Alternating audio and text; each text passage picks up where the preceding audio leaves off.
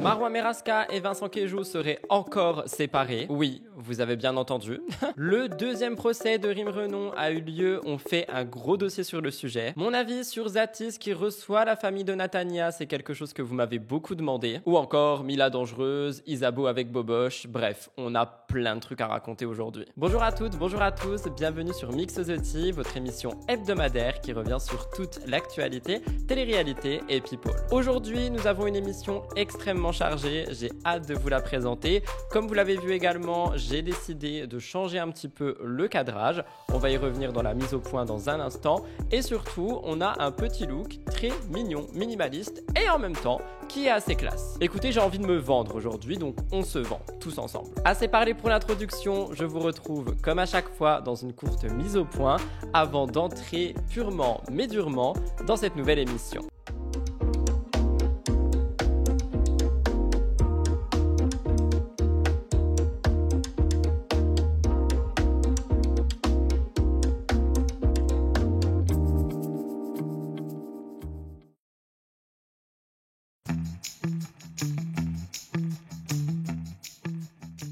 Pour la mise au point cette semaine, pas grand chose à vous dire. Je vous ai dit qu'elle était assez courte. Je voulais premièrement vous souhaiter de bonnes vacances si vous avez terminé vos examens, que ce soit le brevet des collèges, si jamais il y a des petits jeunes qui me regardent. C'est horrible de dire cette phrase, j'ai l'impression d'être une vieille croûte. Si jamais vous avez passé votre bac, si vous avez passé des partiels, si vous avez eu également des examens pour le travail ou peu importe, si ceux-ci sont terminés, je vous souhaite à toutes et à tous de très bonnes vacances. Le tournage de ce Mix the Tea, pour moi d'ailleurs, il est assez stressant parce que je suis dans une période qui dure depuis une petite semaine et qui va durer bien encore une semaine et demie ou deux, où je suis dans un stress total par rapport à plein de choses qui se passent personnellement et professionnellement. Donc c'est un petit peu chaud pour moi en ce moment pour plein d'aspects. Enfin, ça va pas non plus, ça va bien, mais il y a pas mal de petites choses qui sont stressantes autour de moi. Et du coup, j'essaye de faire du mieux que je peux, que ce soit pour mes contenus, que ce soit pour vous offrir aussi des belles vidéos et tout ça.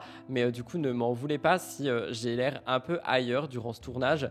Mais je vais essayer de concentrer toute mon énergie pour MTT, sachant que, comme je l'ai dit, ce MTT, il est extrêmement chargé. J'ai trop hâte des actus du jour. On a beaucoup de choses qui se sont déroulées cette semaine et on va y revenir dans un instant dans le sommaire. Dernier petit point, je sais qu'il y a beaucoup de gens qui me demandent souvent si on peut me retrouver dans mon côté un peu plus lifestyle, où je ne suis pas uniquement en actu, où on peut discuter de tout et de rien. Alors je le dis et je le répète, peut-être que vous n'avez pas eu l'info, mais je tiens une chaîne lifestyle où je poste 2 vlogs par semaine ainsi qu'un podcast le dimanche, qui est ma chaîne secondaire qui s'appelle Rudy, que vous pouvez retrouver en barre d'infos si normalement elle est mise. Et dedans, du coup, vous pouvez retrouver mon quotidien où je suis pas juste ici en train de parler d'actualité. Si jamais ça peut vous intéresser, parce que c'est une question qui revient régulièrement, à laquelle j'ai déjà beaucoup répondu, mais peut-être que vous voyez pas forcément les réponses aux commentaires, etc. Donc je le dis ici, n'hésitez pas à passer voir la chaîne de vlog. Aussi, j'ai reculé la caméra, on est un petit peu comme avant, vous savez, le petit salon de thé où juste il y avait vous et moi, on était posés et on discutait. J'ai décidé de reculer pour retrouver cette ambiance un peu plus intimiste. Vous me direz ce que vous en pensez dans l'espace commentaire. Je sais qu'il y a un moment où on était très très proches, mais je sais aussi que ça manquait à beaucoup de gens, ce petit cadre où on est vraiment, on dirait, ensemble dans la même pièce. Donc dites-moi ce que vous en pensez aussi. Et enfin, comme chaque semaine, petit appel au like. Je sais qu'il y a une grosse baisse de vues sur les contenus en ce moment, c'est normal, c'est l'été. Donc si jamais vous voulez contrer ça avec moi, n'hésitez pas à liker, à commenter. Ça aide beaucoup pour l'algorithme. Sachez que YouTube est super content quand il y a des commentaires. C'est d'ailleurs pour ça que je vous donne aussi un emoji au milieu de l'émission maintenant. C'est pour avoir un petit peu une interaction avec vous. En plus, je réponds à tout le monde, vous le savez. J'ai un peu de mal à répondre le dimanche maintenant. Par contre, j'avoue, je réponds surtout le lundi soir. Et d'ailleurs, il se peut que l'horaire de MTT change aussi et qu'on retourne plus en après-midi, fin d'après-midi, au moins pour l'été, parce que je sais que tout le monde n'est pas forcément debout à 10h30. Enfin, vous voyez ce que je veux dire. Donc, il y a moyen que ça change. Et pendant que j'y suis, je sais qu'il y a des gens aussi qui m'ont dit qu'ils recevaient plus les notifications. Ça m'arrive aussi de créateurs et créatrices que je regarde. Et en fait, ce qu'il faut faire, c'est enlever la cloche des notifications notifications et la remettre en mettant toutes notifications. Comme ça permet de rebooter un peu. Parce que c'est vrai que YouTube est assez capricieux en ce moment en termes de notifs. Même moi, les chaînes que je suis là en mode oh my god, pourquoi on m'envoie plus rien quoi. Bref, j'ai assez parlé pour cette mise au point. On passe au sommaire, c'est parti. Au sommaire de cette émission, restez hydratés. 5 stories de la semaine. Isabeau, Boboche sold out en 24 heures. Angel dénonce le demi-boycott. Mila Jasmine est dangereuse. Kim Glow passe un nouveau coup de gueule et je vous garde le dernier en surprise. Dans le top actu, Mélanie Dedigama parle de garde partagée. Fidji Ruiz a un mari qui a un discours dérangeant. Amandine Pélissard chez Sam Zira et Maddy serait enceinte. Mon avis cette semaine reviendra sur Zatis qui reçoit la famille de Natania. Vous avez été nombreuses et nombreux à me poser des questions à ce sujet, évidemment, je vous en fais un petit débrief. Dans le cœur actu, pas mal de choses. Rim Renom a été vu avec un homme, Liam Di Benedetto fait un anniversaire, Pimprenel aurait triché dans Secret Story, Giuseppa devient animatrice, le retour d'une émission phare de télé-réalité, Vincent et Marois séparés encore, Gabriel Ayuso parle de sa relation, et enfin, The Detective Club, on fait le point aussi. 4 actualités internationales, P. Diddy Update, Brad Pitt Anecdote, Jessie J Cancer du sein et Beyoncé à Paris, ce concert qui a fait tant parler. En gros dossier cette semaine, nous avons le procès de Rim Renom, en Astro Actu, nous parlons de Saturne qui rentre en rétrograde, une émission qui risque de beaucoup vous plaire, j'ai hâte de vous la présenter.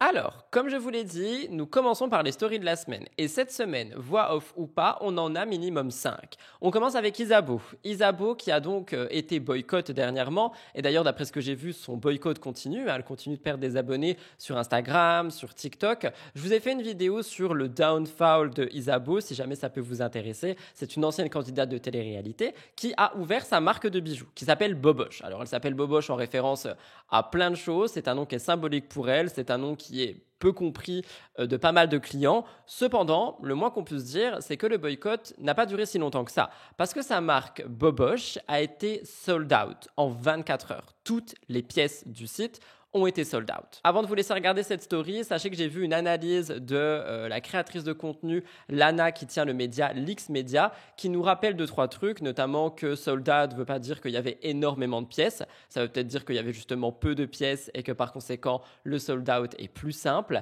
Elle rappelle aussi qu'il faut faire attention parce qu'il y aurait beaucoup d'inspiration d'autres grandes maisons de bijoux. Bref, pas mal de petits trucs quand même à voir, donc je pense que je vais continuer d'enquêter. En attendant, Isabeau a fait carton plein, donc boycott ou pas, sa communauté était présente. Je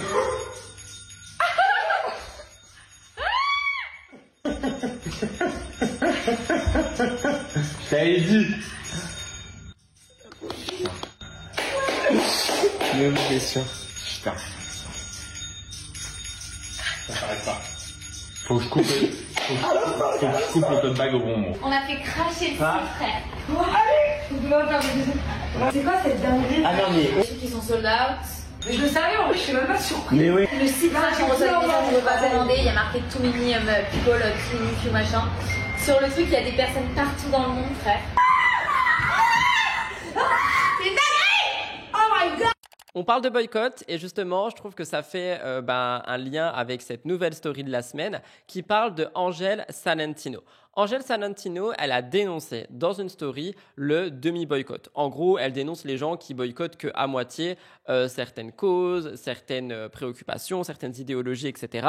Et du coup, c'est un message qu'elle voulait faire passer. C'est un message qui a beaucoup été entendu d'après ce que j'ai vu. J'ai trouvé ça chez Dump.fr et il y a eu pas mal de commentaires. Donc, je vous laisserai me donner votre avis par rapport à ce que Angel dit, mais également par rapport au demi-boycott. C'est-à-dire les gens qui boycottent qu'à moitié, qui boycottent qu'un jour parce que c'est une tendance à faire et que le lendemain, ils retournent leur veste, etc.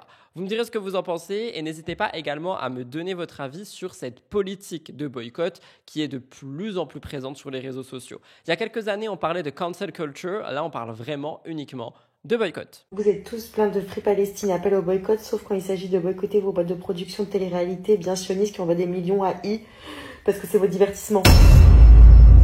Qui a dit ça? Qui a osé dire ça? Mila Jasmine, Mila Jasmine, Mila Jasmine. Alors, je place un petit trigger warning si jamais vous êtes sujet à des TCA, que les sujets alimentation peuvent vous trigger. N'hésitez vraiment pas à passer à une autre actu.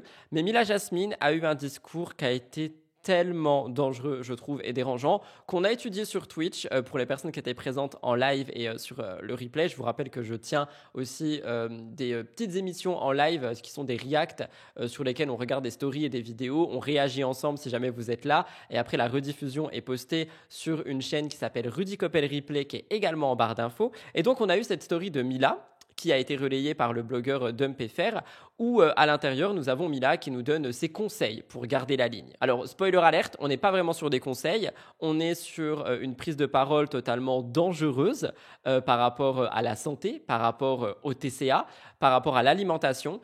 Donc vraiment, écoutez cette vidéo uniquement si vous n'êtes pas trigger par ce sujet, parce que moi personnellement, je suis sujet à des TCA et ce qu'elle dit m'a énormément choqué. Et je me dis surtout qu'il y a plein de jeunes filles, de jeunes hommes, etc., qui suivent Mila et qui peuvent se dire que c'est un exemple à suivre. Or, c'est extrêmement dangereux et j'espère qu'un jour Mila se rendra compte des absurdités qu'elle peut dire. Coucou les filles, j'espère que vous allez bien. J'en profite un peu parce que j'ai du temps devant moi, enfin j'ai un petit peu de temps devant moi. Mon mari il est trop mignon, il a voulu me prendre un matcha mais il s'est trompé, il m'a pris un matcha chaud. Bon, c'est pas grave, c'est l'intention qui compte, mais je voulais à la base un matcha genre grave glacé avec des glaçons. Mais bon, c'est pas grave, il est quand même très bon. Et je voulais juste donc répondre à certaines questions. Parce qu'il y a des filles qui me disent « Oui, Mila, comment tu fais pour maintenir ton poids? Est-ce que tu te fais plaisir, etc. » Bah évidemment, oui, je m'octroie certains plaisirs. Parce que si je continuais mon régime H24, bah j'aurais continué à maigrir. Alors que là, je suis contente. J'ai plus ou moins atteint mes objectifs et je compte les garder. Donc, oui, de temps en temps, bah, je me fais plaisir. Hier, j'étais au resto avec mes copines. Donc, je me fais plaisir, je mange ce dont j'ai envie et tout et tout. Mais en parallèle, et ça, je l'expliquais aussi à mes copines, et donc je vous l'explique aussi, c'est que quand je me fais plaisir au restaurant, et ben c'est pas toute la semaine après je vais mal manger. Non, par exemple, hier j'ai mangé au resto, je me suis fait plaisir. Là, aujourd'hui, c'est une salade. Et ça, dites-vous que c'est mon premier repas de la journée. Alors, je pense pas que ce sera le dernier, mais ce soir, par exemple, je mangerai une soupe. Quand je sais que je vais aller au resto, je sais pas moi, 2-3 fois par semaine, et ben tout le reste de la semaine, je vais faire hyper attention.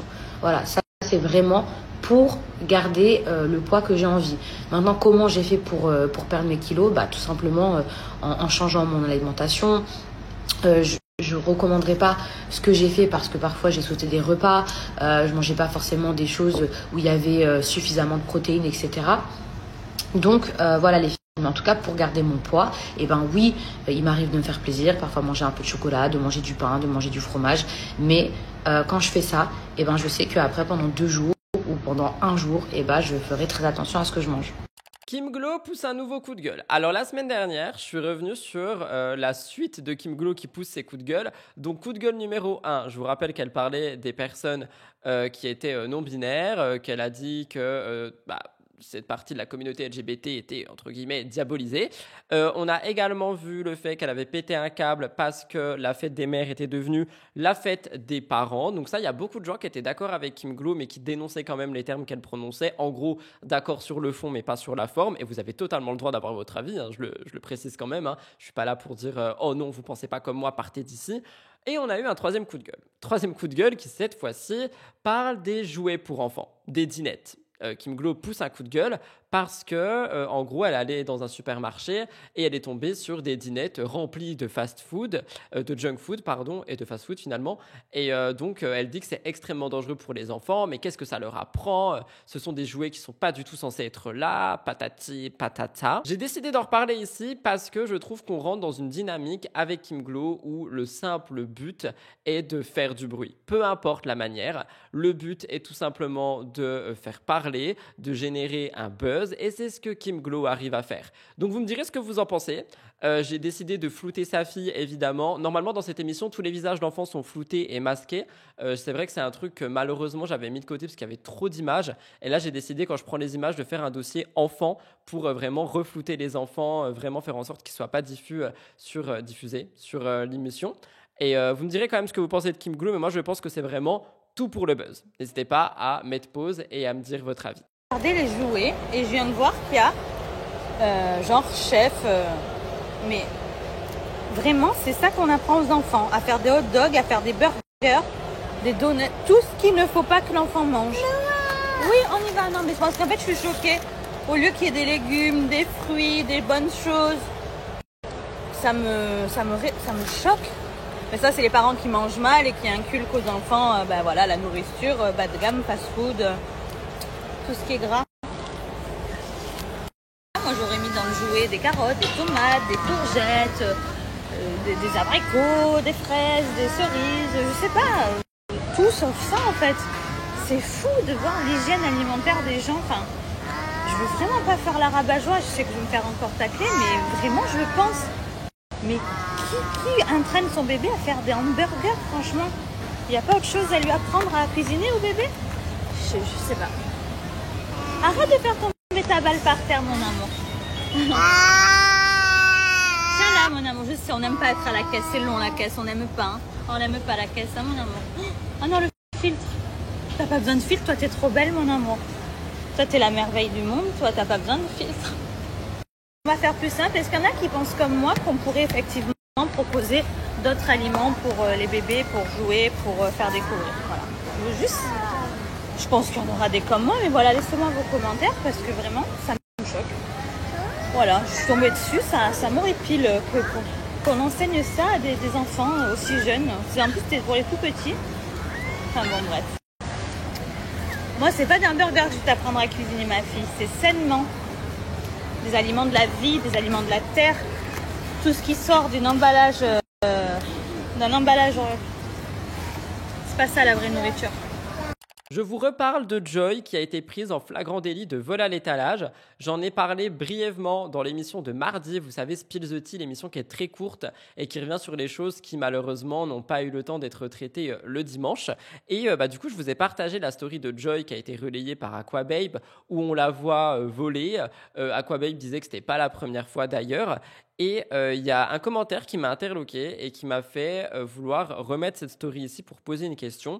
Le commentaire disait « Oui, mais imagine si elle est kleptomane, peut-être que c'est un trouble en fait et que c'est quelque chose qu'elle doit régler. » Alors, j'ai pas envie de prendre ça comme une vérité absolue parce que nous n'en savons rien, mais c'est vrai que ça peut être une possibilité. Et dans ce cas-là, je trouverais que ce serait intéressant pour Joy, si c'est le cas, hein, si elle est kleptomane, de prendre la parole et d'expliquer un petit peu ce qu'elle traverse parce que c'est un truc, enfin c'est un trouble, déjà je devrais même pas dire truc, mais c'est une, comment dire, c'est quelque chose dont on ne parle pas beaucoup en fait, c'est quelque chose dont on entend peu parler et pourtant je pense que c'est quelque chose qui peut être très difficile à vivre. Alors je dis pas que Joy est kleptomane à 100%, mais ça peut être le cas et si c'est le cas, je trouverais que c'est intéressant en fait d'entendre quelqu'un en parler.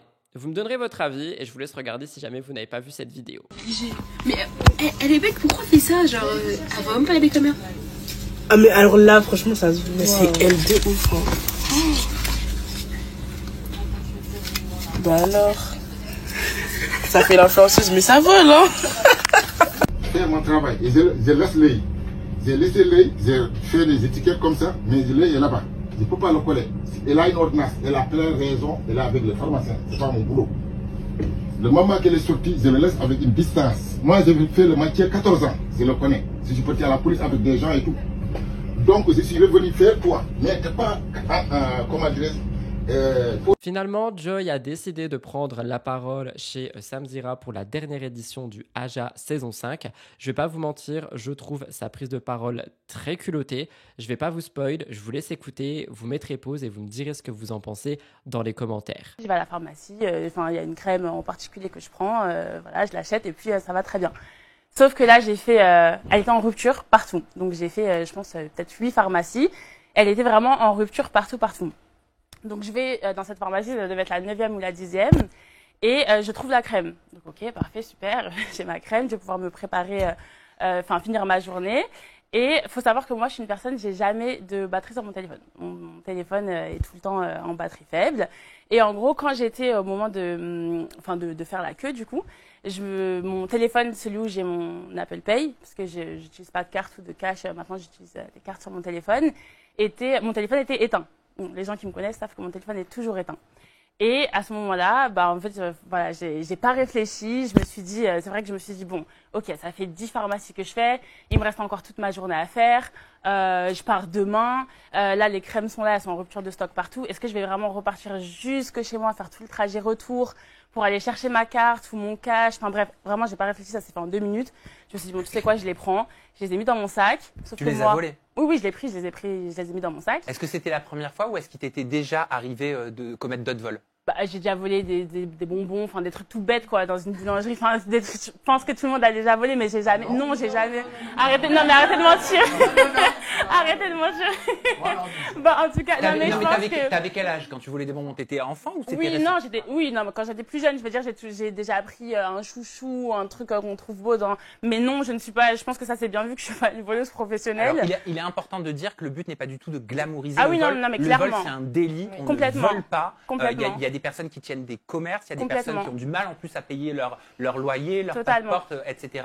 Totalement. Voler est un délit. Totalement, et je vais y venir du coup à la fin. Mais donc effectivement, étant donné que je suis pas une voleuse professionnelle et que vraiment ça s'est fait, j'ai pas réfléchi en fait. J'étais juste, j'avais vraiment la flemme. Il me restait plein de trucs à faire dans ma journée. Je partais le lendemain en voyage.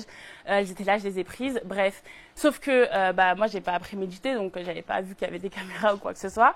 Et même pas une minute après que je sois sortie, le vigile, le bodyguard, est sorti et m'a dit, excusez-moi mademoiselle, les crèmes que vous avez dans votre sac, est-ce que vous les avez payées? Donc la honte internationale, pourquoi aussi faut surtout pas prendre des choses.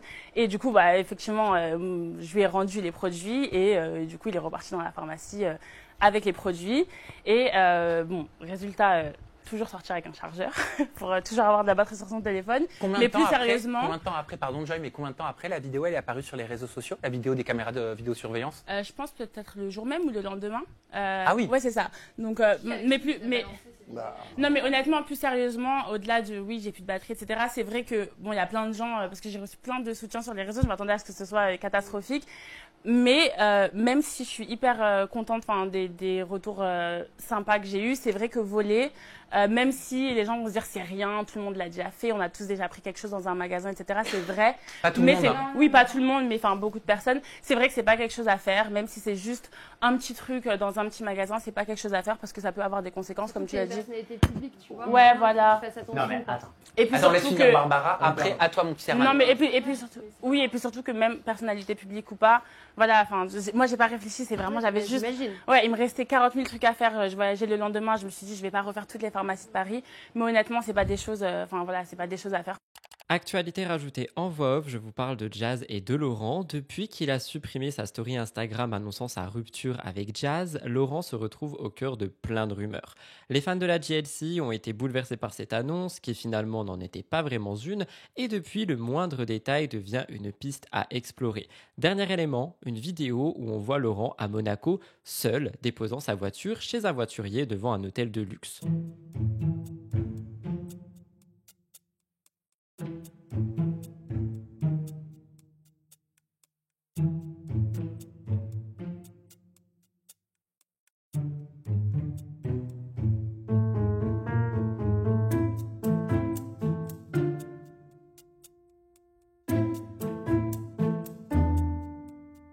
Les enfants Chelsea et London sont présents, mais l'absence de Jazz n'a échappé à personne. Les commentaires affluent. Elle est où Jazz? Plus aucune sortie ensemble, c'est évident. Tout le monde se pose des questions et se demande si Laurent et Jazz sont bel et bien ensemble. De son côté, Jazz, elle savoure une certaine liberté. Elle a récemment été filmée en pleine fête, debout sur une table, assez déchaînée. La vidéo est relayée par Aquababe sur Instagram et il écrit « Nouveau mème débloqué, Jazz qui secoue son semblant de fesses ». C'est iconique.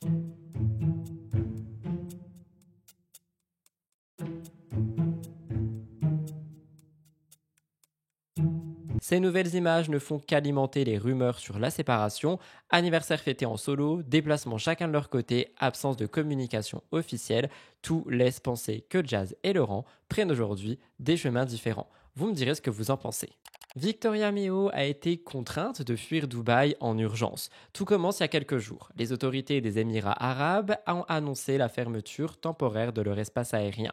Une mesure prise à partir du 23 juin en réaction aux frappes iraniennes visant des installations américaines dans la région, selon les médias. Évidemment, des candidats télé sont là-bas, parmi eux Victoria, qui était inquiète à l'idée de rester bloquée à Dubaï, et donc elle a pris une décision.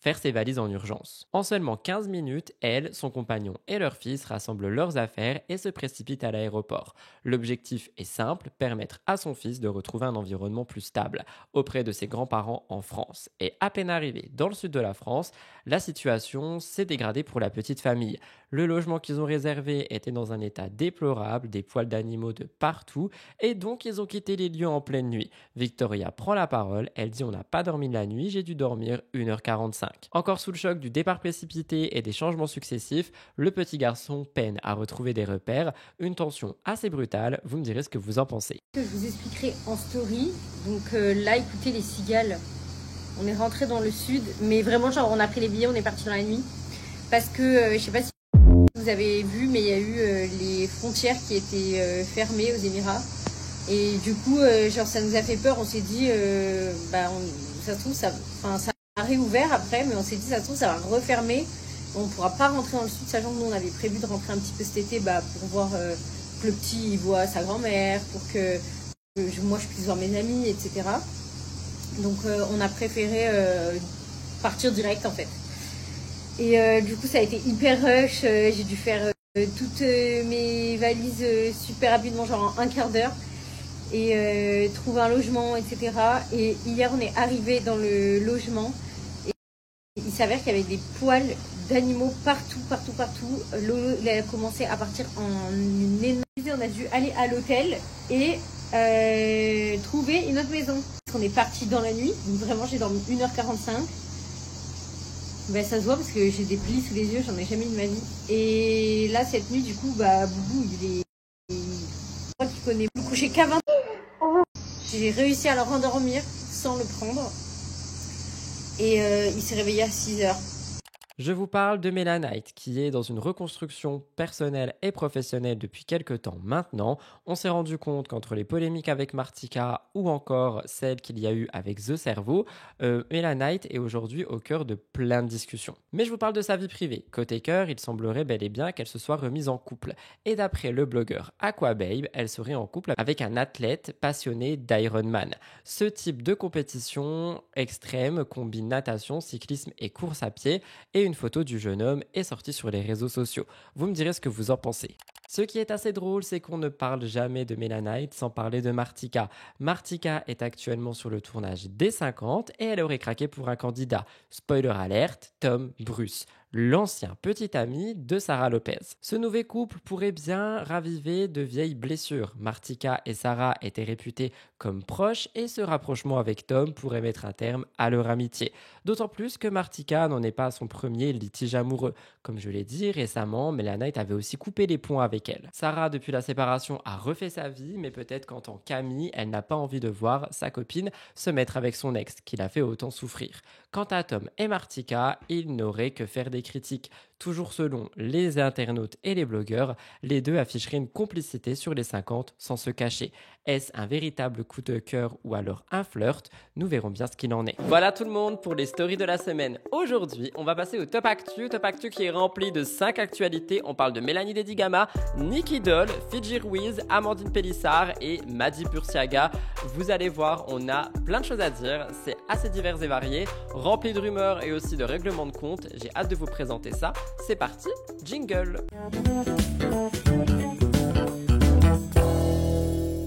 Du coup, nous commençons avec Mélanie Dedigama. En fait, Mélanie Dedigama, elle a décidé de prendre la parole il y a 2 jours dans un échange avec ses abonnés sur Instagram. C'est une ancienne candidate de télé, mais qui revient quand même pas mal sous la lumière récemment. Et elle a décidé de parler sur sa fille Naya, donc une enfant qu'elle a eue avec son ex-compagnon Vincent.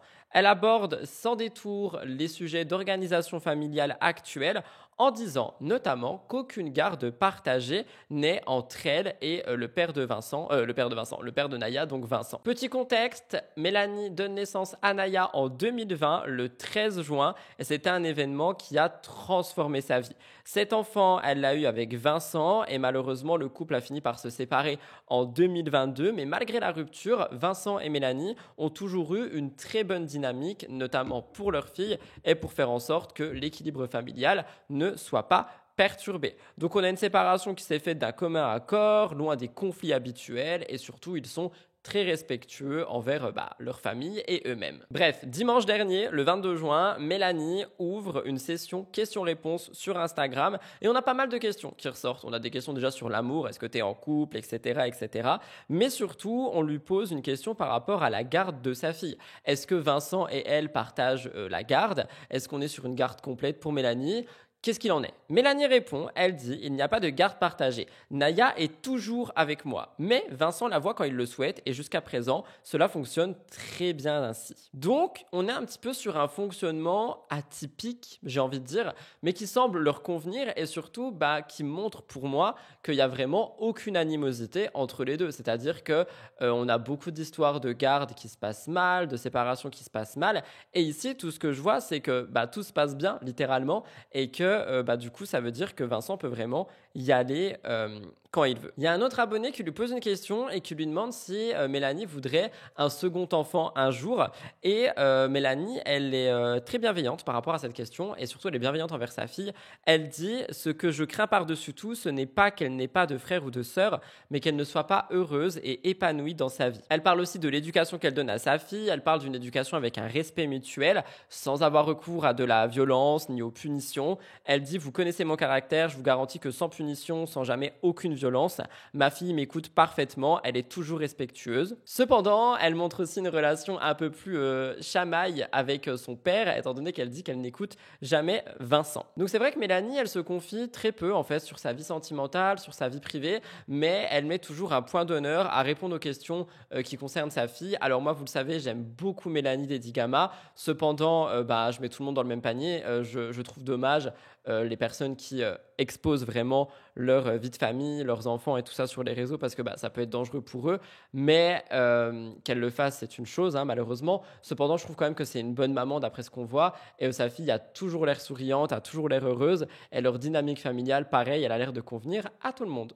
On sort un petit peu de télé-réalité, quoique, et je vous parle de Nicky Doll. Nicky Doll est une figure emblématique de la scène drag française et elle a pris la parole pour réaffirmer avec force les racines politiques du drag. En fait, en réaction à la possible présence de membres d'extrême droite lors de la marche des fiertés qui a été prévue un certain week-end, Nicky Doll ne mâche pas ses mots. Je vous rappelle qu'elle a été violemment attaquée en ligne après sa participation à la cérémonie d'ouverture des JO de Paris en 2024 et elle a tenu à rappeler que le drag n'a jamais été un simple divertissement esthétique et festif, mais bel et bien un acte politique et militant, souvent engagé dans des contextes beaucoup plus hostiles qu'aujourd'hui. Selon Nicky Doll, les personnes les plus marginalisées, non-binaires, racisées, queer, transgenres, drag queen, ont arraché les droits dont la communauté LGBTQI+, bénéficie aujourd'hui. En fait, elle dit que l'engagement, la motivation,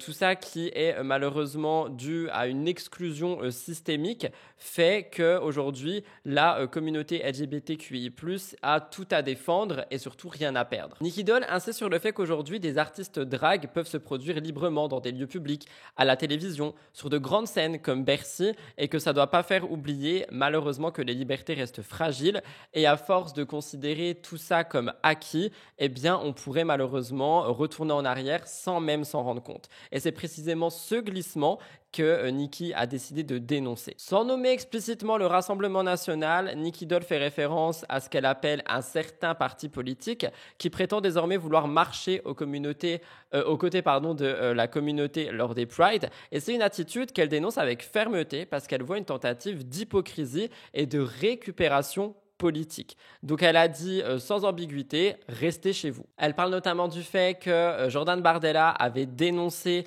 qu'en Hongrie, le gouvernement d'extrême droite voulait empêcher la marche des fiertés. Et donc, en fait, ce serait assez ironique et hypocrite, sachant que l'une de ses proches collaboratrices, Caroline Parmentier, a littéralement eu des propos antisémites et homophobes. Du coup, en fait, on est vraiment sur une contradiction selon ce qui ressort sur les réseaux sociaux par rapport à la marche des fiertés, à l'extrême droite, etc., etc. J'ai envie de dire que la déclaration de Nicky Doll dans tout ça, c'est un petit peu un rappel à l'essentiel. Au-delà du spectacle, le drag reste ancré dans la lutte pour les droits, la dignité et l'égalité. Et le temps que ces droits seront menacés, il ne sera jamais question d'inviter les adversaires à leur fête. Vous me direz ce que vous en pensez. On est sur un sujet qui est assez divertissement, mais surtout politique. Je parle divertissement pour les shows drag, etc.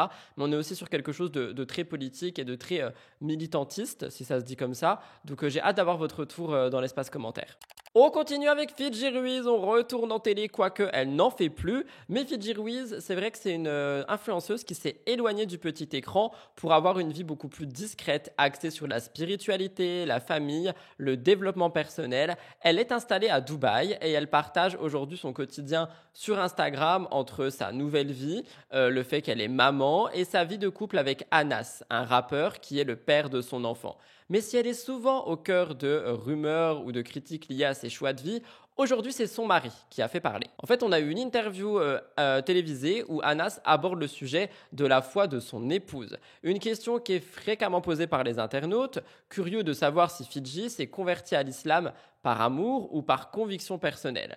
Et il a levé le doute sur tout ça. Il a affirmé avec une grande fermeté que Fidji avait fait ce choix bien avant leur rencontre et non en raison de leur mariage. Une réponse qui est claire, qui est censée écarter les insinuations et les rumeurs qu'on a pu avoir jusqu'ici, qui disent que Fidji aurait fait ça par amour. Pour Fidji, ce chemin spirituel semble donc avoir été une décision totalement réfléchie. Elle affiche, c'est vrai, depuis quelques années une image beaucoup plus posée, en phase avec ses nouvelles valeurs. Donc elle a revu tout son mode de vie, sa manière de s'habiller. Elle évite les excès médiatiques. En fait, elle ne cherche pas à convaincre, elle ne cherche pas à imposer et elle s'exprime rarement, mais quand elle le fait, c'est avec sobriété, sur sa foi, ses choix. Et en fait, c'est vrai qu'on n'est plus du tout sur la Fidji qu'on a pu connaître. Oh mon Dieu, ce français. Mais Anas ne s'est pas arrêté là dans l'interview. Il a continué avec un ton un peu plus personnel, voire provocateur. Il a notamment dit qu'il s'est marié pour que sa femme lui prépare à manger. Une phrase qui a fait bondir les internautes. Ce qui pourrait passer pour une plaisanterie dans un autre contexte a été perçu ici comme une vision très rétrograde des rôles au sein du couple. D'autant plus qu'il a continué en disant que Fidji ne savait absolument pas cuisiner à leur rencontre. Il a dit qu'elle avait zéro cuisine et qu'aujourd'hui elle a appris grâce à sa mère, donc la belle-mère de Fidji. Et il a insisté sur les efforts fournis par Fidji pendant le Ramadan dans une volonté apparente de démontrer à la fois son implication et sa transformation. Mais c'est vrai que la phrase de « je veux une femme pour qu'elle me fasse à manger », elle a choqué bon nombre de personnes. Les propos ont été relayés en ligne. Il y en a beaucoup qui disent que c'est un discours qui est sexiste, où la femme est réduite à un rôle domestique au service de l'homme. Il y en a beaucoup qui ont dit que ça se faisait absolument pas, que Anas est en fait une princesse pourri gâtée. Il y en a d'autres qui se sont offusqués, qui l'osent affirmer ce genre de choses publiquement. C'est-à-dire que si ça se passe dans leur vie privée et que c'est quelque chose qui convient aux deux, c'est leur vie, vous voyez ce que je veux dire? Mais là, en fait, le truc qui a été le plus choquant, c'est qu'ils le disent haut et fort dans une interview. Alors que c'est vrai que Fidji, ça a toujours été une femme très indépendante, je trouve. Plusieurs internautes ont aussi rappelé que Fidji participe activement aux dépenses du couple, ce qui rend les déclarations encore plus incompréhensibles pour les internautes. Donc en fait, derrière les moqueries et les critiques, il y a un malaise qui s'est installé, le malaise d'un discours qui normalise, je vais me permettre de le dire, la soumission féminine dans un cadre conjugal présenté comme moderne, spirituel et volontairement choisi. Il y en a beaucoup qui ont essayé de relativiser les propos, il y en a beaucoup qui ont dit que Anas en fait s'était tout simplement mal exprimé, mais moi je vous dis que ça peut être chaud en fait d'entendre ce genre de choses, surtout publiquement. Pour le moment, Fidji, elle n'a pas pris la parole à son sujet. Elle laisse les internautes le faire à sa place. Je ne pense pas, sincèrement, qu'elle prenne la parole sur ça. Comme je vous l'ai dit, elle est très loin de la sphère médiatique. Elle ne prend plus du tout la parole sur tout ce qui va être polémique et tout ça. Mais c'est vrai que du coup, il y a beaucoup de gens qui se posent plein de questions. J'ai pu retrouver une petite retranscription et surtout l'avis d'une blogueuse Gossip Place que je vous laisse écouter et que je vous conseille d'aller suivre sur Instagram et TikTok. Anas, le mari de Fidji, est entendu en train de tenir un discours très misogyne à la télévision algérienne, convaincu qu'il fait un compliment au moment où il le dit. Regardez. Ah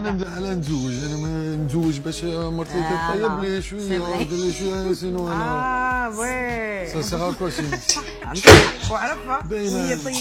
Oui. Elle fait beaucoup d'efforts. بصح هي على باز ما كانتش كاع طيب كي عرفتها زيرو طيابوها ما كانتش تبغي تطيب et elle a commencé à aimer طياب et surtout après quand elle voit que j'aime bien et tout عجبتها الدعوه ولات تطيب دابا ما في الحريره ما مير ورات لها كيفاش طيب الحريره شربها صوالح تجي رمضان كي يجوا عندي لي زانفيتي جاو عندي لي زانفيتي وكاع جاو عندي للدار في رمضان حمر لي وجهتها الصح ça fait plaisir. Voilà la réaction des internautes. Il a oublié de dire qu'en plus de la cuisine, elle paye la maison, ses vêtements, ses voyages et j'en passe. Un homme princesse quoi, il lui manque juste une couronne. Ça sert à quoi sinon? Ça va toi? C'est bon, Fidji va te faire un virement pour l'avoir autant complimenté. Donc il l'a mariée pour la cuisine quoi. Alors est-ce que tu trouves que les gens exagèrent et que c'était un pur et simple compliment pour ses talents de cuisinière? Ou au contraire, trouves-tu que c'est totalement misogyne de juger la valeur d'une femme à sa façon de cuisiner? Dis-moi toi ce que tu en penses en commentaire.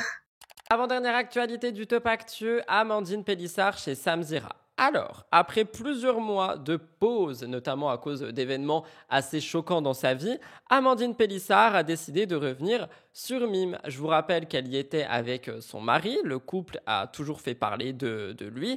Ils avaient pour l'habitude d'avoir pas mal de réactions. Il y en a beaucoup qui applaudissent leur liberté. Il y en a d'autres qui dénoncent un virage jugé provocateur et indécent, surtout quand on est mère de famille. Et 3 ans après les débuts dans ce secteur, suite à un problème de sécurité, ils ont tout arrêté. Amandine et Alexandre avaient annoncé la fermeture de leur compte Mime et leur motivation n'était pas un changement de ligne morale ou un renoncement à leur nouveau mode de vie, mais la conséquence directe de la diffusion non autorisée de leur contenu sur des sites illégaux. Je vous rappelle aussi qu'il y a eu des tentatives de cambriolage chez eux, que leur propriétaire leur ferait vivre un enfer. Enfin bref, elle est revenue sur plein de choses chez Samzira. Et d'ailleurs, on en a fait un live. Si jamais ça vous intéresse, n'hésitez pas encore une fois à aller voir la chaîne de replay. Mais ici, je veux juste me concentrer sur le retour sur Mime. En fait, elle est de retour, et je dis elle parce que son mari non, sur les plateformes de charme. Et elle dit que cette fois-ci, le retour se fait selon ses propres règles. Elle a été invitée chez Samzira et elle a exprimé reprendre seule les rênes de cette activité sans la participation de Alexandre. Alex ne souhaite plus du tout participer aux vidéos. Cependant, elle dit que c'est lui qui tient la caméra, donc c'est lui qui filme Amandine en fait, mais il joue plus dedans. En fait, il est plus acteur. Elle précise qu'il pourrait ponctuellement faire des apparitions, peut-être en guest ou pour des demandes très spéciales, soulignant le caractère exceptionnel d'une telle éventualité, parce que pour le moment, Alex ne veut plus du tout y être. Et justement, moi je me pose une question et je me demande si c'est pas suite à la diffusion du contenu, je sais pas moi, qui a été sur des sites P, que Alex s'est dit oulala, mais attends, en fait, je peux me retrouver n'importe où, c'est quand même dangereux. Je sais pas, je me pose la question, vous me direz ce que vous en pensez. Mais ce que j'ai vu aussi, c'est que le contenu évoluait. Amandine veut une démarche plus indépendante, plus maîtrisée. Elle parle de vidéos à la demande. Il y a aussi, un show cam, c'est-à-dire que maintenant sur les plateformes, tu peux en fait être payé pour avoir un show en direct avec un client. Je trouve personnellement que ça va un peu loin. C'est mon avis, hein, vous me direz ce que vous en pensez, mais je sais pas, moi cette idée de show là, je trouve c'est un peu dérangeant, donc j'ai hâte de voir votre avis dans les commentaires. J'étais pas au courant, j'ai découvert ça sur Twitch avec la plupart d'entre vous et j'étais là en mode mais ça peut être vraiment dangereux parce que Amandine elle sait ce qu'elle fait, elle est ok avec ça, mais moi je pense aux plus jeunes qui peuvent accepter des shows et donc rencontrer des gens virtuellement qui peuvent leur faire des demandes. Amandine parle d'un menu préparé à l'avance, enfin bref, je sais pas. Vous me direz ce que vous en pensez, mais dans tous les cas, Amandine elle continue de déranger, de faire poser des questions, de diviser, mais elle reste fidèle à qui elle est depuis le début, une femme qui prend ses décisions seule et qui n'a besoin de personne en fait pour choisir d'être qui elle veut être. Je vous laisse écouter. Je reprends, mais toute seule. Ah, toute seule? Alors, Alex filme, Alex tient la cam, mais Alex ne souhaite plus participer au contenu. Donc, ce sera du contenu en solo. Bah, c'est déjà le cas, parce que là, j'ai repris il y a 15 jours. Et d'ailleurs, ça a super bien repris, donc je vous remercie. N'hésitez pas à vous abonner. Merci beaucoup. Non, là, j'ai repris déjà. Voilà, avec donc comme un accord avec mon mari. Donc, c'est mon mari qui filme. Moi, je fais mes montages, comme j'ai toujours fait. C'est toujours moi qui ai fait les montages. Et par contre, lui, il tourne plus. Il apparaît plus dans les tournages. Lui, c'est plus son mood, en fait. Comme il dit, peut-être que oui, il reviendra. Peut-être sur certains thèmes. Ça dépend des trucs qui l'animent plus que d'autres, tu vois. Il fera des apparitions en guest. Voilà, c'est ça. Et mais par contre, dans la plupart des contenus, c'est moi, toute seule. Par contre, maintenant, il y a les showcams privés aussi qui existent dessus. Avant, ça n'existait pas. Il y a évidemment toujours les vidéos à la demande, les personnes qui veulent un scénario bien précis. Mais la seule chose à laquelle je ne dérogerai jamais, c'est le fait que je ne tourne avec personne d'autre que mon mari. D'accord. C'est soit je tourne toute seule, ou avec des joujoux, ou avec mon mari. Mais je ne tourne pas avec quelqu'un d'autre. Ça n'arrivera jamais. Ah, donc il y avait passé nouveau cette histoire de cam où on te commande des cams. Les showcams, ouais, ça existe. Showcam, ça s'appelle. Ouais, c'est des showcams privés. En fait, en gros, c'est un rendez-vous caméra privé avec un abonné. Il peut commander. Donc moi, j'ai mis à la carte. En fait, en gros, tu as une carte comme au resto. Tu as 15 minutes, 30 minutes. Et j'ai mis aussi 15 minutes parce que souvent, les gens ne veulent pas qu'on les voit. Mais des fois, il y a des gens qui veulent montrer leur visage. Donc, ils ont le choix. 15 minutes avec leur visage apparent, 15 minutes avec le visage caché. Dernière actualité du Top Actu, nous parlons de Mady Bursiaga. Alors, Mady, elle est au centre de toutes les questions. Ça fait des mois que ça dure. Tout le monde n'arrête pas de la critiquer. Chaque publication devient un point de départ de rumeurs. Et cette fois-ci, ça n'a pas échappé à la règle parce que dernière polémique en ligne, une série de photos publiées dans lesquelles on se demande si Mady est enceinte, si on n'a pas une grossesse qui est secrète, parce que sur chacune des photos que vous allez donc voir à l'écran pendant toute l'actu, son ventre est caché, soit par un magazine, soit par une serviette, et c'est un détail qui n'a pas manqué de faire des rumeurs. Mady n'a fait aucune déclaration à ce sujet, mais l'absence de démenti laisse également planer le doute. Pour beaucoup, elle attend son deuxième enfant. On peut aussi se poser des questions, peut-être qu'elle s'est dit comment faire parler, en faisant semblant d'être enceinte, tout simplement. À chaque fois que Mady poste quelque chose, tout le monde ne fait que parler d'elle. On a à chaque fois des home tours dans sa maison qui font polémique, en mode sa maison, on voit que c'est celle de Jessica Tivna, c'est un showroom, c'est un musée, des vidéos avec Benjamin, ça fait polémique, des vidéos avec son fils, ça fait polémique, elle copie un tel, elle sait pas filmer, elle sait pas faire ci, elle sait pas faire ça. Alors moi je vous l'accorde, il y a des polémiques qui sont méritées. Je rappelle sa marque AliExpress là. On a plein de choses qui ont été faites par Mady qui sont extrêmement problématiques. Mais aller critiquer quelqu'un juste parce qu'elle a du mal à faire un réel, je trouve que c'est quand même gros. Et voilà que son dernier post, justement, continue dans cette ligne. On l'observe, on la scrute, on interprète. Les internautes fouillent les moindres détails à la recherche d'un indice. Et la discussion autour de sa silhouette alimente, encore une fois, possiblement une grossesse. Il y en a beaucoup qui disent que si c'est le cas, tout simplement, elle veut garder le secret, le temps d'être sûre que tout va bien pour le bébé, pour elle, pour la famille. Il y en a d'autres qui disent que c'est une mise en scène orchestrée pour faire parler. Et vu que Mady ne prend pas la parole pour démentir, tout le monde dit que c'est soit vrai, soit polémique en plus. Vous me direz ce que vous en pensez, mais c'est vrai que c'est quelque chose qui a fait beaucoup parler dernièrement. Et quand j'ai vu ça, je me suis dit, j'espère juste qu'elle ne joue pas sur ça, parce que les influenceurs, là, toute leur vie, qui jouent sur les grossesses alors qu'il n'y a rien, et que c'est juste pour faire parler, n'est-ce pas Carla Moreau et machin et bidule, j'en peux plus. Vraiment, j'en peux plus. Vous me direz ce que vous en pensez. On termine sur cette note, le Top Actu. Voilà tout le monde pour le Top Actu cette semaine. J'espère sincèrement qu'il a pu vous plaire. On va passer à mon avis sur un avis que vous m'avez demandé en boucle et en boucle, qui revient donc sur Natania, Zatis, tout ce qui a été dit. Je vais vous le donner. Je vais vous donner mon avis sans trop vous spoiler le contenu si jamais vous souhaitez aller le voir. Mais j'ai vu un petit peu les choses tourner, j'ai vu un petit peu les commentaires, etc. J'ai regardé pas mal de moments de ce live pour justement me faire un avis. Donc je vous le donne tout de suite pour MTT.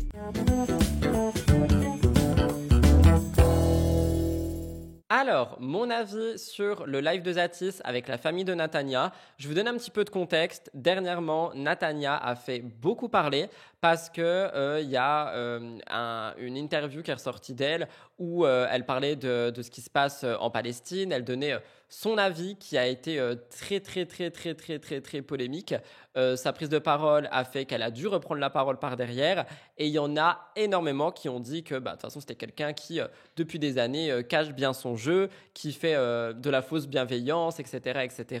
Tout ce qu'on peut entendre pour beaucoup de gens sur les réseaux sociaux. De mon côté, les retours que j'avais eus par rapport à Natania tout au long de ma carrière ont toujours été les mêmes, que c'est quelqu'un de bienveillant, que c'est quelqu'un de gentil, qui a ses prises de position qui font que parfois on peut ne pas être d'accord avec elle, ce qui est mon cas d'ailleurs, mais que ça resterait une bonne personne. Zatis, de son côté, que vous connaissez certainement, qui a été chroniqueur chez Samzira, qui tient une chaîne YouTube, qui est aussi sur Twitch, a décidé de recevoir plutôt la famille de Natania pour que ceux-ci donnent leurs avis directement sur elle. Alors, dans la vidéo de Zatis, donc dans son live qui a été remis sur YouTube, on a énormément de choses à l'intérieur qui proviennent de la famille.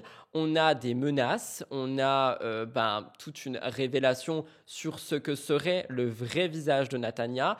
Et on a d'ailleurs même Sarah Frézou qui a riposte la vidéo de Zatis en disant « Enfin, les masques tombent. Tu vois, la vérité finit toujours par éclater, etc. » Et du coup, j'ai guetté un petit peu ce qui se disait dans cette vidéo. Donc, comme je vous l'ai dit, je ne suis pas là pour spoil tout le contenu. Si jamais vous voulez aller vous faire votre propre avis, n'hésitez pas à aller voir. Cependant, je vais quand même vous donner mon avis sur ce move. Alors, j'ai pas mal de choses à dire. Premièrement, je trouve que recevoir la famille de Natania et ne pas recevoir Natania, peut-être qu'il va la recevoir d'ailleurs, peut-être qu'on aura un droit de réponse ou vous savez, je trouve que c'est dangereux dans le sens où on n'a qu'une partie d'histoire qui n'est potentiellement pas la vérité, mais une vérité donnée par des personnes.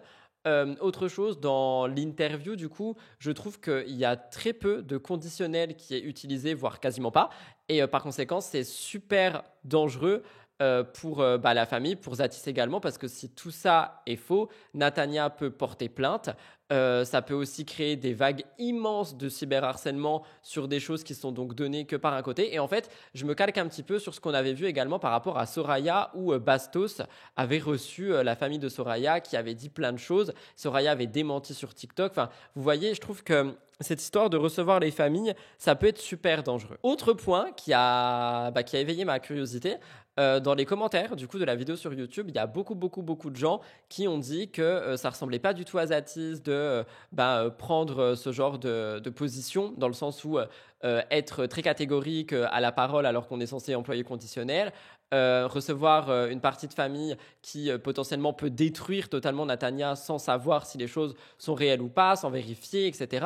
Après, moi je pense que Zatis, il a voulu être dans une démarche de bienveillance en recevant une famille qui a besoin de parler et qui a besoin d'un média pour le faire, notamment suite à la sortie du livre de Natania également. Donc je pense qu'il y a peut-être beaucoup de choses à dire et à creuser. Cependant, je trouve personnellement que cette vidéo peut avoir de grosses retombées et peut être super dangereuse. Je sais pas si vous l'avez vu, vous me direz ce que vous en pensez. Je me permets de prendre mon téléphone parce que je veux guetter si Natania a réagi. Pour le moment, je l'ai pas vu réagir, mais sait-on jamais, au moment du tournage, peut-être que ça a été le cas. Ah, justement, elle a posté 2 stories que je me permets de vous lire il y a 20 minutes. Donc, elle les a postées le 26 juin. Elle met « Avant de débuter cette journée, je voulais simplement prendre un moment pour vous dire merci.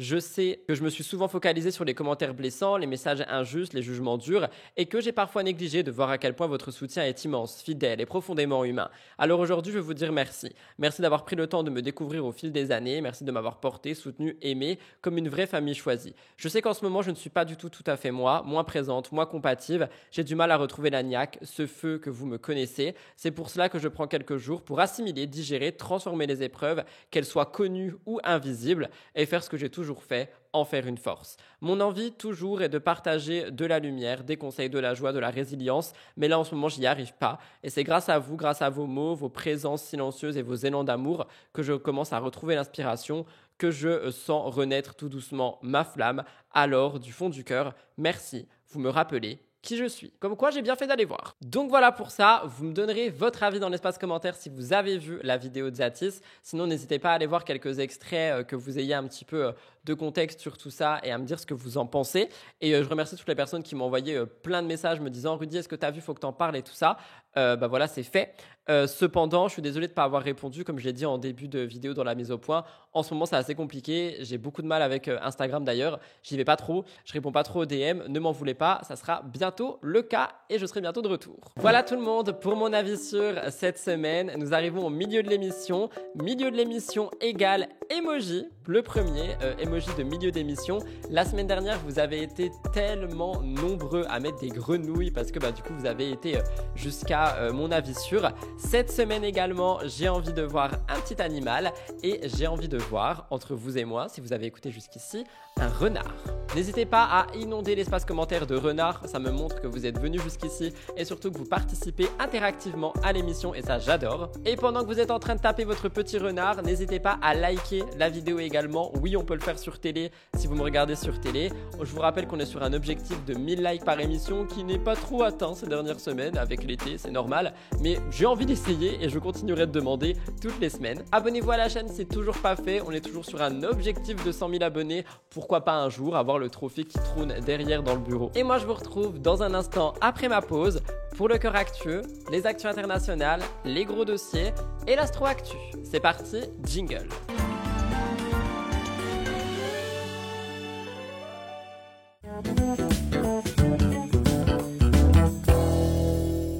Nous commençons le cœur actu avec Kelly Vedovelli. Kelly Vedovelli serait en couple, alors je voulais vous en parler très brièvement parce que en juin 2025, on a eu pas mal de petites rumeurs.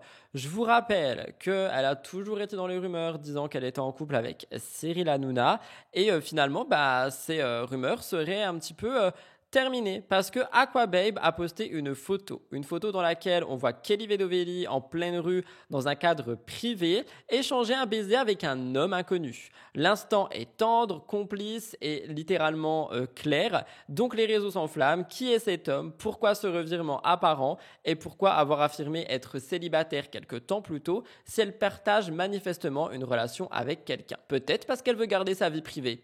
Ce n'est pas la première fois que Kelly entretient le flou autour de sa vie sentimentale. Au mois d'avril, elle avait posté des photos depuis la Malaisie où elle apparaissait avec un homme dont le visage était soigneusement dissimulé avec un emoji cœur. Et encore une fois, en fait, tout le monde se pose plein de questions sur la vie sentimentale de Kelly Vedovelli. Personnellement, j'arrive pas trop à comprendre pourquoi. Moi, je pensais que les rumeurs étaient simplement parce que c'était autour de Cyril Hanouna, mais en fait, non. Genre, quand tu fouilles sur Internet, il y a plein de gens qui se posent plein de questions par rapport à Kelly Vedovelli. C'était court, mais c'était pour vous tenir au courant parce que ça a fait parler. Giuseppa a fait une grande annonce, elle devient l'animatrice de son émission. Un talk show baptisé Toute la vérité avec Giuseppa en partenariat avec M6+. Une annonce surprise dévoilée sur Instagram qui a capté l'attention de ses abonnés. Moi, je vous en avais parlé rapidement il y a quelques semaines. Le concept est simple, proposer un espace de parole libre et sans filtre à des personnalités issues du monde de la télé-réalité. Ils sont face cam dans un beau décor et les invités viennent raconter leur vérité sans mise en scène, sans artifice, loin des plateaux qu'on peut connaître. On a donc Giuseppa qui a reçu pas mal de petits candidats. On a Simon Castaldi, Adixia, Cindy Sanders, Jean-Pascal Lacoste, Paga, Maeva Martinez. D'ailleurs, il y a pas mal de petites séquences qui sont déjà mises en ligne sur les réseaux sociaux et qui ne cessent de faire parler. On voit un regard neuf sur des visages que le public croit bien connaître, mais qui souvent ignorent certaines fissures, certains moments de la vie qui sont très compliqués à vivre et sur lesquels, du coup, les candidats reviennent. Giuseppa affirme une volonté de changer un petit peu de registre, j'ai l'impression. Donc dans cette émission, elle est loin des clashs qu'on connaît toutes et tous. Et on a vraiment une nouvelle voix bien au-delà des frontières de la candidate de télé-réalité. Giuseppa, animatrice, c'est quelque chose qui a fait pas mal de bruit. Vous me direz ce que vous en pensez. Ça, c'est moi, Giuseppa. Et le moins qu'on puisse dire, c'est que ma vie à moi n'a pas été un long fleuve tranquille. C'est sûrement pour ça que j'aime autant découvrir l'histoire des autres. Parcours de vie bouleversant, surprenant ou émouvant, chaque destin est unique et passionnant. Et C'est pour ça que j'ai invité 20 personnalités à venir partager un moment de confidence. Mais après, j'ai un peu peur de tes questions. Comment j'ai pas à notre faim? J'ai été démolie par la France entière. J'étais en pleine dépression. Pour moi, j'étais bonne à rien. Une fois que c'est passé, c'est passé. De toute façon, c'est arrivé. Moi, je vivais pas comme un fils d'eux. Je voyais mon père très peu. Pour des parents, c'est très dur. J'ai commencé à en parler. On va avoir un scoop? J'ai déjà choisi les prénoms. Faire un coming out, pour moi, j'aime pas. Son histoire, on dirait une série Netflix. Je vais te dire toute la vérité. Ensemble, nous allons revenir sur toute leur vie. J'étais un enfant très atypique. Sans filtre, sans tabou. On peut tout dire. Sans jugement. J'ai pas honte de le dire. Ils vont nous dire toute la vérité. D'ailleurs, dans cette nouvelle émission, nous avons Loane qui a été révélée dans l'île de la Tentation et actuellement au casting de The Detective Club qui s'est confiée à cœur ouvert. Elle est submergée par l'émotion, elle confie qu'elle a du mal à exprimer ses souffrances. Elle dit « je suis dans le déni » tout le temps. Elle revient sur l'origine de ses blessures. Elle explique qu'elle n'a jamais trouvé l'écoute ni le réconfort auprès de ses proches et elle parle d'un traumatisme profondément enfoui. Elle dit « j'ai été contrainte de faire des choses que je ne voulais pas ». Giuseppa lui fait un câlin, elle est en larmes également et on en apprend plus sur Loane. Cette émission semble très alléchante en termes d'informations à apprendre sur les candidats. Vous me direz si vous souhaitez regarder. Tu te sens de parler ou... Si tu veux pas parler, tu t'es pas obligé. Non, mais si, ça va, en vrai. Après, je vais pas dire en détail. Pourquoi tu pleures? Bah, parce que j'en parle jamais, en soi. Tu sais, c'est des trucs... On va dire, je suis dans le déni tout le temps. C'est que... Merci. C'est qu'on va dire, j'ai des attentes auprès de personnes de ma famille qui n'ont pas été, genre, respectées comme sœur et du lait, c'est tout. Mais bon. Mais il s'est passé quoi? Bah, en fait, on va faire global. On va dire que plusieurs fois, j'étais contrainte à faire des choses que j'ai pas envie de faire. On va dire, par exemple, ma première fois et tout, c'était pas volontaire. Enfin, c'était pas. Est-ce que j'ai le droit de mettre un mot et si tu veux pas? Ouais. Est-ce que tu as vécu une agression sexuelle? Ouais. Ok. Enfin, plusieurs même. Bref, j'ai envie de te prendre dans mes bras, tu me fais... Je suis désolée, j'ai pas envie de te... Non, mais c'est vrai que j'ai tellement envie de comprendre. En fait, je te jure, au-delà de tout ça, j'ai tellement envie de comprendre. Et je suis une femme, j'aimerais t'aider, en fait. Mais je peux pas, et en plus, c'est même pas pour ça que je suis là.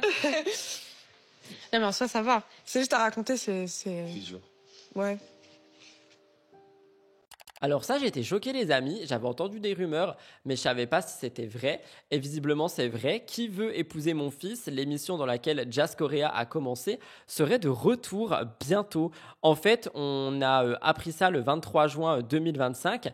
M6 a confirmé que Qui veut épouser mon fils sera bel et bien de retour à la rentrée. Et l'émission ne sera plus présentée par Elsa Fayer, mais par Delphine Vespizer. Delphine Vespizer, elle arrête pas de présenter des émissions de télé, que ce soit l'île de la Tentation, Love Island, etc., etc.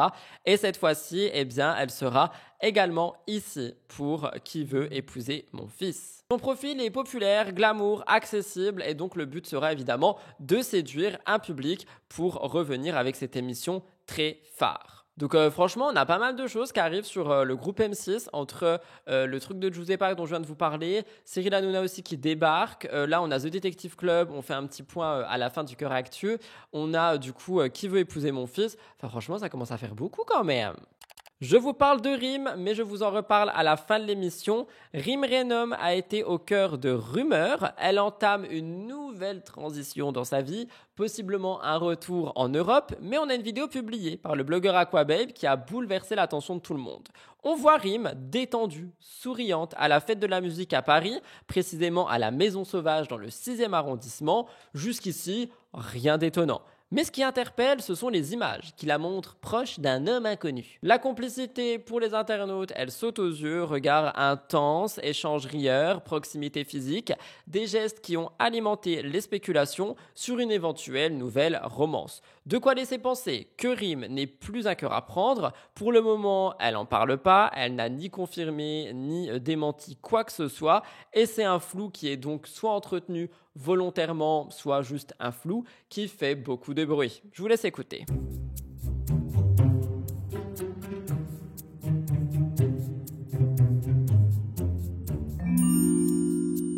Alors, si jamais Rim fréquente quelqu'un, ce que je doute personnellement, ça voudrait dire qu'elle est vraiment à une nouvelle étape de sa vie où elle est capable de faire rentrer quelqu'un dans sa vie. Alors moi, j'y crois pas du tout. Si on suit Rim assez, même de loin, hein, on se rend compte que là, c'est surtout elle et ses filles qui comptent, qu'il n'y a aucunement l'intention de faire rentrer un homme dans sa vie, que c'est vraiment pas du tout ce qu'elle compte faire pour le moment. Mais il y a beaucoup de gens qui pensent que la proximité qu'elle a avec cette personne, c'est une proximité qui est remarquée et que par conséquent, Rim pourrait potentiellement se mettre avec quelqu'un. Moi, j'y crois pas du tout. Je pense que Rim est tout simplement en train de s'amuser, peut-être avec un ami à elle, peut-être même avec un follower, j'en sais rien, mais je pense vraiment pas qu'elle est en train de redéfinir sa vie amoureusement parlant, et je pense que ce sont juste des rumeurs qui sont là pour faire parler. Mathias Kividjer, plus connu sous le nom de scène de Ragnar le Breton, a fait aujourd'hui face à l'un des épisodes les plus sombres de sa carrière. Il a une notoriété qui s'est heurtée à la réalité judiciaire le 23 juin 2025 parce qu'il a été condamné à 1 an de prison ferme pour des violences graves infligées à un père de famille. Les faits remontent fin mars. En gros, un père de famille venu accompagner ses enfants à l'entraînement s'était assoupi dans sa voiture. Il a été réveillé par des secousses et il découvre que quelqu'un est appuyé contre son véhicule.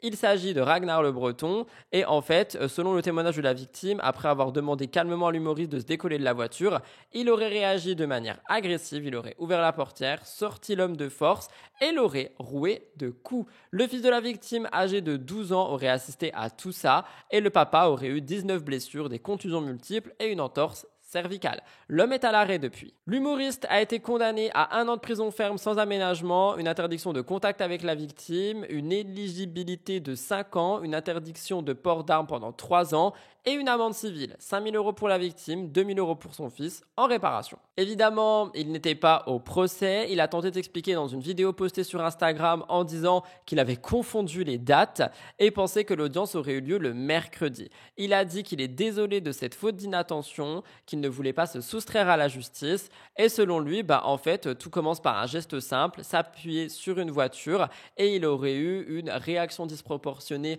de la part du père de famille. Cependant, c'est la victime qui s'est fait frapper, donc c'est un petit peu, je sais pas comment dire ça, mais c'est culotté quoi. Le tribunal n'a pas retenu la légitime défense qui a été demandée et dite, et l'humoriste a décidé de faire appel, donc il relance tout simplement la procédure. Cependant, je vous rappelle que faire appel, c'est à double tranchant, c'est soit ça compte bien, soit ta peine est encore plus grosse. Je vous laisse écouter. Salut à tous, je vous fais une petite vidéo, un peu par la force des choses pour revenir sur les faits qui sont déroulés il y a quelques mois à Passy-sur-Eure, l'histoire de la bagarre. Avant de commencer la vidéo, je tiens à présenter mes excuses au tribunal d'Évreux et à la justice française parce que je t'ai convoqué aujourd'hui. Et c'est une faute d'inattention. Moi, j'étais persuadé que c'était mercredi 25. Je l'ai mis sur mon frigo, dans mon calendrier, dans mon téléphone. Donc, c'est une faute d'inattention. Et je m'excuse par rapport à ça. C'était pas une volonté de ma part. Donc, je m'excuse auprès de la justice par rapport à ça. Je n'étais pas en fuite, j'étais à Évreux. Je vais revenir sur les faits qui me sont reprochés parce que je suis un personnage entre guillemets public et que c'est une affaire qui est publique. Donc, je vous donne des explications et je vais vous donner ma version des faits. Parce que je vais pas me laisser salir la gueule comme ça dans tous les médias sans rien dire. Je suis parti il y a quelques mois au match de foot de mon fils à Passy-sur-Eure. Je lui avais pas dit que je venais, donc moi je m'étais vraiment mis très loin pour pas qu'il voit que je suis là. Donc je m'étais mis vraiment très excentré du terrain de foot, je m'étais mis au niveau du parking pour vous dire à quel point j'étais loin. Même les parents des enfants de ma propre équipe de foot ont pas vu que j'étais là. Donc c'est pour vous dire, j'étais vraiment très excentré. Donc j'étais sur le parking. Et en fait, je suis sur le parking comme ça, puis à un moment donné, hop, je suis debout et je m'adosse comme ça, je m'appuie légèrement sur le feu arrière d'une voiture. Je m'adosse comme ça.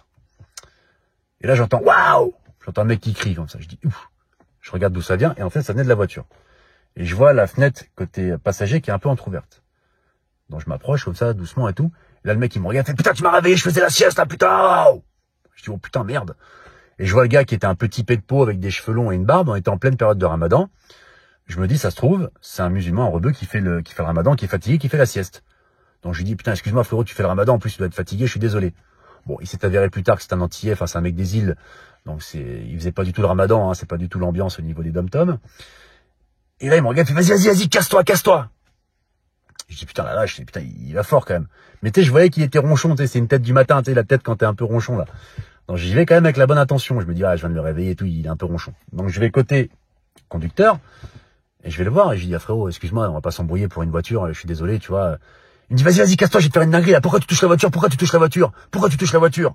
Le verdict en appel sera donc déterminant et je vous tiendrai au courant si ça vous intéresse. Mais moi, je trouve ça scandaleux. On le sait, Liam Di Benedetto est de retour et on a eu un petit retour très mignon parce qu'on a eu l'anniversaire de Leroy entouré de sa famille. Elle a offert à son petit garçon une fête douce, une fête simple avec un décor où on voit un 1 illuminé, un gâteau décoré, des ballons qui flottent comme un hommage discret à l'enfance. Je vous rappelle qu'on a pas mal de petites choses autour de Liam et Christophe. On dirait vraiment qu'ils sont de retour pour de bon. Liam poste des petites vidéos qui sont mignonnes. On voit justement la fameuse vidéo que je vous ai partagée mardi où Liam reçoit des messages avec des commentaires laissés par ses abonnés. Ensuite, on a des mots d'amour, d'encouragement, etc. Et je pense qu'on est sur une volonté de réancrage dans la vie, dans le présent, sans renier le passé, sans parler des épreuves aussi qu'ils ont traversées. Et apparemment, ils évoqueraient un possible retour sur les réseaux, un changement de vie. Et les réactions des internautes, comme d'habitude quand ça concerne Liam et sa famille, elles sont pleines d'amour, pleines de sensibilité. On a plein de messages qui sont postés pour l'anniversaire de Leroy, on a plein de messages qui sont postés pour soutenir Liam, etc. etc. Et honnêtement, moi je vous en parle à chaque fois parce que j'ai envie de croire qu'ils vont peut-être passer des moments heureux maintenant. Depuis son arrivée dans la maison des secrets, Pimprenel n'arrête pas de faire parler. Je vous rappelle qu'on a eu dernièrement, je vous en ai parlé, donc attention spoiler alert, on a Pimprenel qui a découvert des secrets. Et elle a affirmé que Ethan faisait partie d'une fratrie de footballeurs belges de renom et que tout simplement, elle a donc décidé de buzzer le secret et Ethan l'a validé. Sauf que sur les réseaux, il y a beaucoup d'internautes qui ont douté de la seule intuition de Pimprenel. Il y en a certains qui trouvent que ces déductions sont trop précises, trop rapides pour être simplement issues d'un sens de l'observation ou de la stratégie. Pire encore, plusieurs spectateurs avancent des théories selon lesquelles Pimprenel aurait connu Ethan avant le tournage, voire qu'elle aurait pu avoir des informations en amont. Une internaute notamment détaille un lien possible, les deux candidats sont belges, le père de Pimprenel aurait réalisé un documentaire sur le football en Belgique, terrain fertile pour les rencontres avec des familles et les joueurs professionnels. D'autres internautes soulignent que les frères de Pimprenel sont arbitres et donc ça pourrait renforcer l'hypothèse d'une connexion préexistante. La production pour le moment elle reste silencieuse, on n'a pas de preuves qui a apporter, mais l'ombre du doute il plane et c'est vrai qu'on a beaucoup de choses qui s'en disent. Pimprenel n'a pas réagi, elle continue son aventure, elle poursuit sa quête d'indices et son positionnement stratégique. Je vous laisse écouter les petites vidéos que j'ai trouvées, mais c'est vrai que cette affaire a relancé l'attention dans la maison des secrets qui est sujette à beaucoup de polémiques cette année. Pimprenel est suspecté d'avoir triché pour dénicher le secret de Ethan. Pour rappel, ils sont tous les deux belges. Elle a fini par trouver le secret de Ethan en à peu près un jour dans la maison. Et beaucoup de gens s'interrogent sur la manière dont elle a trouvé son secret, notamment parce que son père a déjà réalisé un documentaire sur le foot en Belgique et que ses deux frères sont arbitres de foot. Je vous mets le post Facebook de son père qui en parle justement. Et donc potentiellement, Pimprenel aurait pu connaître Ethan d'avant et ne pas l'avoir révélé à la voix. Ce qui est interdit, ça s'était passé en saison 9 avec les jumeaux Loïc et Émilie. Rémi les avait déjà croisés, donc il était tout simplement allé le révéler à la voix. Et du coup, il était devenu gardien de leur secret. Donc petit soupçon de triche sur Pimprenel, mais en même temps les deux sont belges et Eden Hazard est vraiment une star en Belgique, donc ce serait possible qu'elle ait trouvé le secret en quelques jours seulement. Sarah Frézou, elle a fait de la musique. Alors j'en ai fait une vidéo actu si ça vous intéresse, mais on a pas mal de gens qui ont pété un câble sur elle parce que elle avait, il y a eu des vidéos où on la voit avec une potion maison, donc un mélange d'alcool et de Red Bull. Il y a des commentaires qui disent toujours en train de s'afficher. Elle sait pas se tenir, ridicule au possible. Elle cherche du buzz, etc., etc. Donc c'est pas du tout la première fois que Sarah se retrouve sous le feu des projecteurs. Elle, de son côté, elle a dit qu'elle avait une volonté de évolution et de recul, mais chacune de ces apparitions fait du bruit. Dormi, quand même beaucoup. Hello l'équipe, j'espère que vous avez bien dormi. Moi ça va, j'ai la pêche. Aujourd'hui c'est la fête de la musique. Après je sais pas si je vais la mettre dans les rues de Paris parce qu'il y a quand même beaucoup de monde, ça fait flipper. Petite robe de chez Bershka, petite Air Force. Et je vais retaper mon brochet.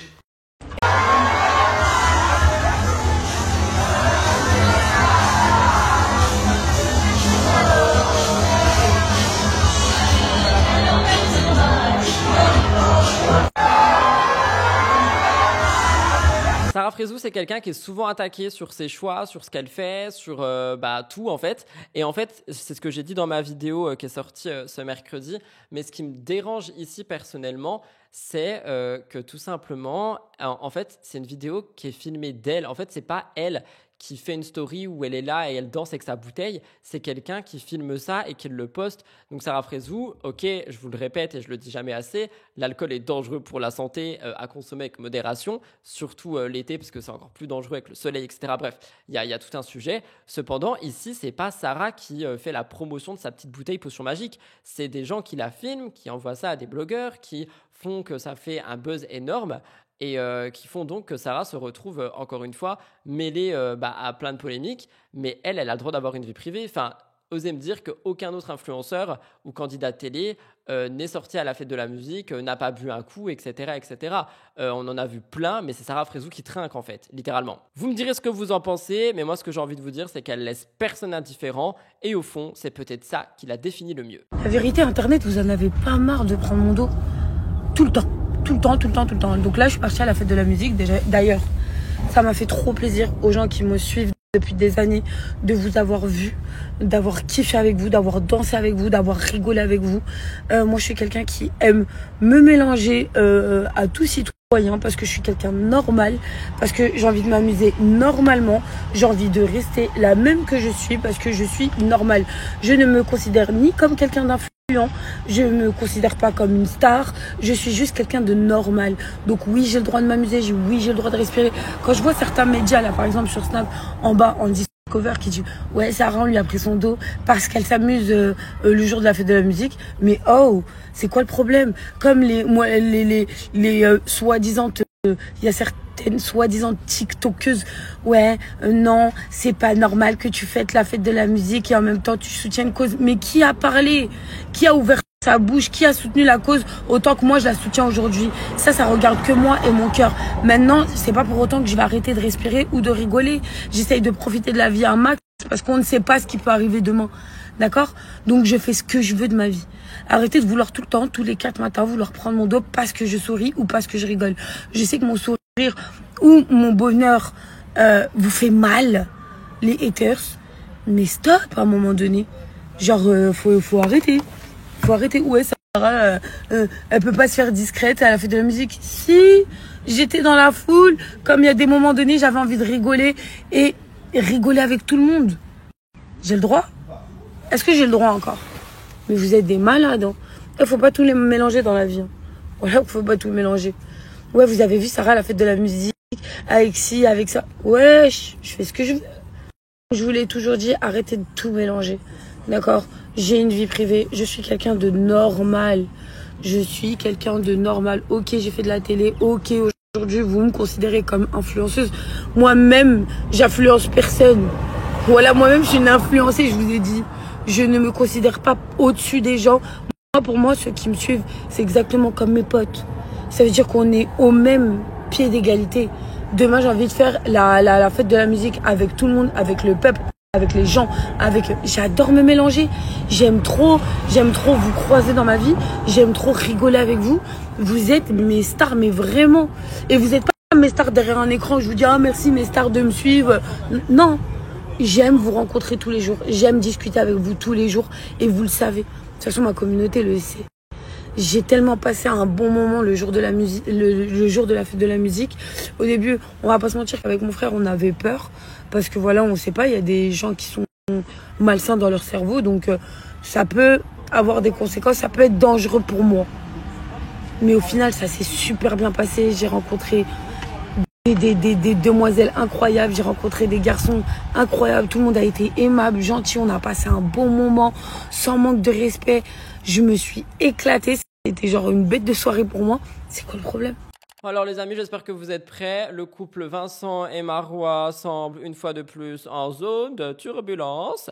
On a une réconciliation surprise en printemps 2025, mais à peine l'enthousiasme retombé qu'une nouvelle série d'indices alimente l'idée que leur relation pourrait avoir une nouvelle fois volé en éclats. Premier signal, Aquababe, il poste Vincent Queijo lors d'une soirée sur une péniche amarrée près du Pont Neuf, une ambiance festive, de la musique, des visages et de nombreuses jeunes femmes autour de lui. Aucun comportement équivoque n'est visible sur les images, mais Vincent est dans ce contexte sans Marois, donc beaucoup de questions se posent. Pour beaucoup, cette scène contraste formellement et fortement avec l'image d'un homme en couple, et donc ça a fait parler. Ensuite, Marois, qui est restée discrète pendant plusieurs jours, poste une story qui est rassurante sur le fond, mais qui laisse place à une forme de flottement. Elle dit que tout va bien, qu'elle ne reprendra pas la parole pour le moment, une annonce bizarre, mais qui est associée avec tout ce qui se dit autour d'eux. Elle dit « Je suis la plus heureuse d'être rentrée en Suisse, je suis avec ma famille », et une déclaration que beaucoup ont interprétée comme un retour à ses racines après une possible nouvelle rupture. Le timing entre Vincent Queijo, entre Marois Merasca montre que le couple pourrait ne plus en être un. Encore, je vous rappelle qu'en début d'année, leur séparation a été très médiatisée, il y a eu plein de reproches, ensuite on les a revus ensemble, ensuite on les a plus revus ensemble, après il y a Marois qui était là, oui, on est rentré avec Vincent et les enfants et Rime, tout allait bien, nanana, et maintenant tout va mal. Du coup, est-ce que machination pour la villa qui arrive, j'en sais rien, est-ce que le but faire parler, j'en sais rien, est-ce que le but vraie rupture, j'en sais rien. Mais moi, il me fatigue, vraiment. Pour l'instant, ni l'un ni l'autre confirme officiellement une rupture, mais la distance, qu'elle soit géographique ou symbolique, laisse planer un doute sérieux. Que ce soit chez Vincent ou chez Marois, leur situation ne fait que parler. Je vous laisse écouter Marois. Hello tout le monde, j'espère que vous allez bien. J'espère que vous passez un bon début de journée, que vous avez passé un bon début de semaine. Je sais même pas par quoi commencer.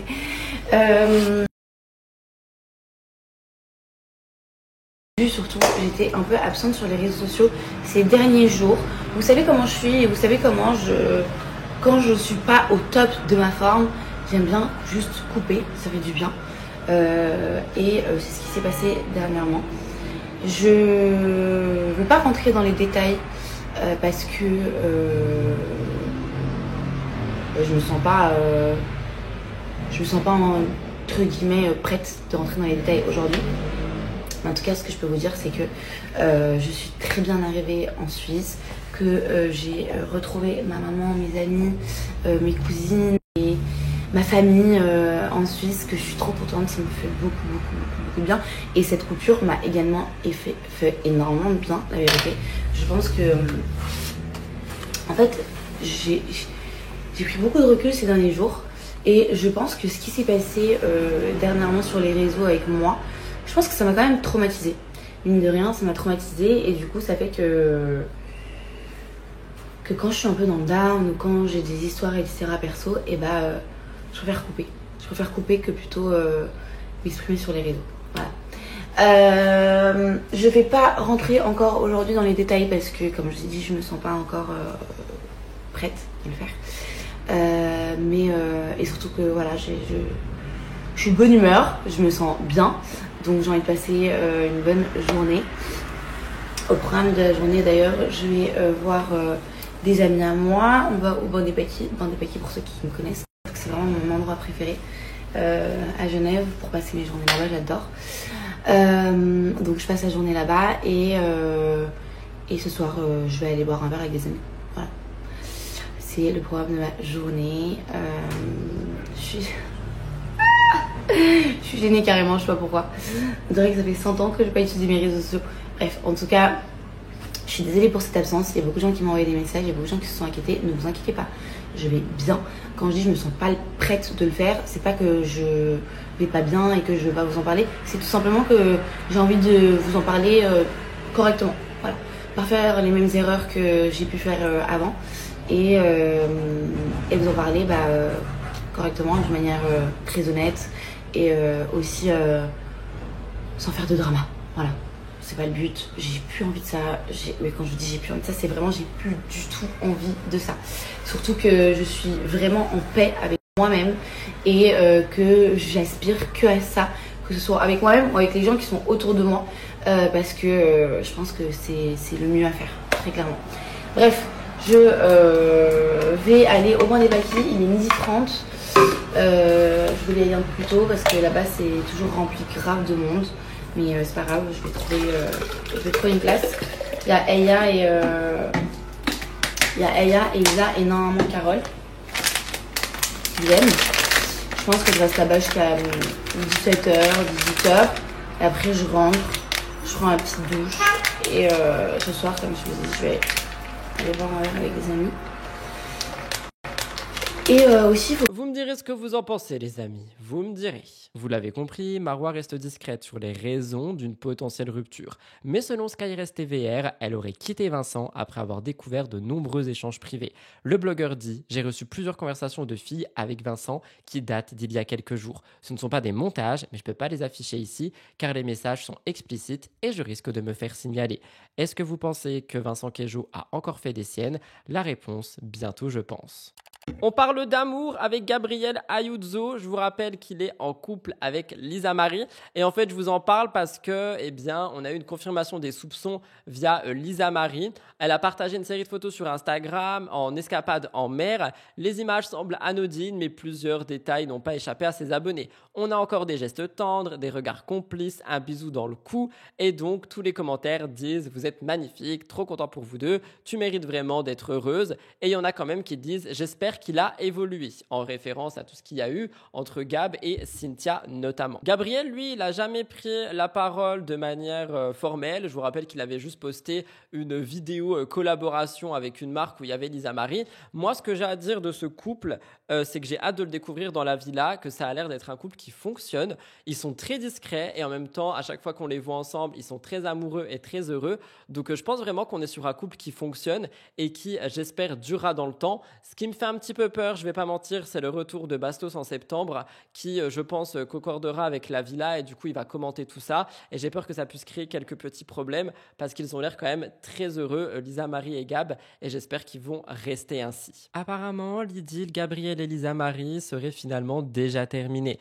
On a quelqu'un qui envoie un DM à Bastos qui lui dit « Reste branché sur le dossier LM et Gab, leur amourette sent déjà la fin. » Et mon petit doigt me dit que Gab a encore fait du Gab. Bastos répond « Non, pas déjà. » Mais surtout, il affirme que Gab et Lisa Marie se sont une follow d'Instagram. Rupture précipitée, clash passager, on verra bien ce qu'il en est. Vous me direz ce que vous en pensez. Je termine le cœur actu avec The Detective Club. Attention, spoiler alert. N'écoutez pas cette actu si jamais vous ne voulez pas entendre parler de certaines choses. Manon Tanti s'est confiée sans détour sur cette émission. Je vous rappelle qu'elle a été éliminée. J'ai prévenu qu'il y avait du spoil. Et le moins qu'on puisse dire, c'est que son retour en télé avec Julien était une épreuve. Elle a dit « Je n'ai pas pu être moi-même ». Je vous rappelle qu'elle a brillé dans The Power. Et là, dans The Detective Club, elle a été, directement éliminée. Et en fait, il y a un truc qu'elle dit que je trouve très intéressant. Elle dit dans The Power, j'étais Manon Marceau. Dans The Detective Club, j'étais Manon Tanti. Autrement dit, en couple à l'écran, elle se sent ramenée à cette position secondaire, étouffée par le poids de l'image commune. Manon dit plusieurs fois, Julien m'a mis des bâtons dans les roues sans le vouloir, on s'est pris la tête, on n'a pas la même façon de faire des stratégies. Elle a dit pour l'instant, je n'ai plus envie de faire des émissions de stratégie avec lui. En fait, je pense sincèrement qu'ils s'entendent très bien en couple, qu'ils s'entendent très bien dans leur dynamique familiale, il n'y a pas de souci avec ça, mais que vraiment en télé, ils sont plus faits pour être ensemble. Et honnêtement, Manon dans The Power, j'ai adoré et c'est vrai que le peu de temps où elle a été dans The Detective Club, j'ai l'impression que c'était simplement la femme de Julien, qu'on la voyait beaucoup moins. Enfin, je sais pas. Moi, j'ai trouvé sa dynamique dans The Power beaucoup mieux. Leur couple continue de fasciner dans tous les cas, mais je pense sincèrement que Manon, dans les émissions, ne devrait plus être avec Julien. Voilà. Et elle a réagi à son élimination. C'est aussi pour ça que je voulais vous faire une petite actu sur ça. Je vous laisse écouter. J'ai vu des commentaires passer. Effectivement, ça fait peur pour ceux qui ont le vertige. Moi, j'ai le vertige. Moi, je saute pas d'un plongeoir de 3 mètres. C'est pas un kiff pour moi. Et là, le fait d'être sur une trappe qui va s'ouvrir, tu ne sais pas de combien de mètres tu tombes parce que l'estrade est quand même vachement haute et il y a un contrebas en fait. Donc tu sais pas si tu vas tomber de 2 mètres ou si tu vas tomber de 10 mètres quoi. Tu sais pas dans quoi tu tombes, tu sais pas où tu tombes, tu sais pas. Bon après la vérité, j'ai confiance en la prod. Je me doute bien qu'ils vont pas me faire un grand saut. Mais non, t'es pas sereine quand c'est comme ça. En plus, j'étais la première à me faire avaler par la trappe. La sensation n'était pas dingue quoi. J'avais plus peur de tomber que de me faire éliminer. C'est-à-dire que ça a été coupé parce qu'au montage on peut pas tout voir. Mais carrément je disais, vous savez quoi, même si c'est moi que je suis éliminée, s'il vous plaît juste faites-moi descendre par les escaliers, pas par la trappe. Et non, le producteur m'a pas écouté, j'ai été aspirée. Bon, forcément j'ai été deg d'être éliminée aussi vite. La première, enfin non la deuxième, c'est un peu pareil. Après, je crois 4 jours de tournage, 3 jours de tournage. Surtout quand tu sors de sport, que j'ai été jusqu'au bout et tout. Et moi, j'adore la stratégie, j'adore les jeux de strat. Donc ouais, forcément, j'étais déçue. Mais vous savez que moi, quand je me suis fait éliminer, je n'ai pas su qui étaient les voleurs. Personne ne me l'a dit. Quand t'es éliminé, en fait, tu n'as plus ton mot à dire, tu n'as accès à personne, tu parles avec personne. Même après, quand tu parles avec la production, la prod ne te dit pas. Moi, je ne savais pas qui étaient les voleurs. Je ne savais pas pendant très longtemps, des semaines et des semaines, qui m'avait éliminé. Donc j'étais deg d'avoir été éliminée, mais on va dire que j'ai été encore plus deg quand j'ai su qui m'avait éliminé. Voilà. Mais bon, ça on en rediscutera plus tard. Là, j'ai pas trop le temps de rentrer dans les détails du truc, mais voilà. C'est juste que je pars du principe qu'il faut pas faire aux autres ce que t'aimerais pas qu'on te fasse. Et je sais pas, j'ai pas trouvé cette élimination très sympa et très justifiée pour le coup. Voilà tout le monde pour le Cœur Actu cette semaine. Je sais qu'il a été un peu plus court, un peu plus rapide, les actus étaient moins longues, mais écoutez, le Top Actu était immense et ce qui arrive va être immense aussi. Ce qui m'emmène à, n'oubliez pas de liker, commenter et vous abonner. On se retrouve dans quelques secondes pour les actus internationales, suivi du gros dossier et de l'astro. C'est parti, c'est maintenant, c'est tout de suite sur MTT. Jingle!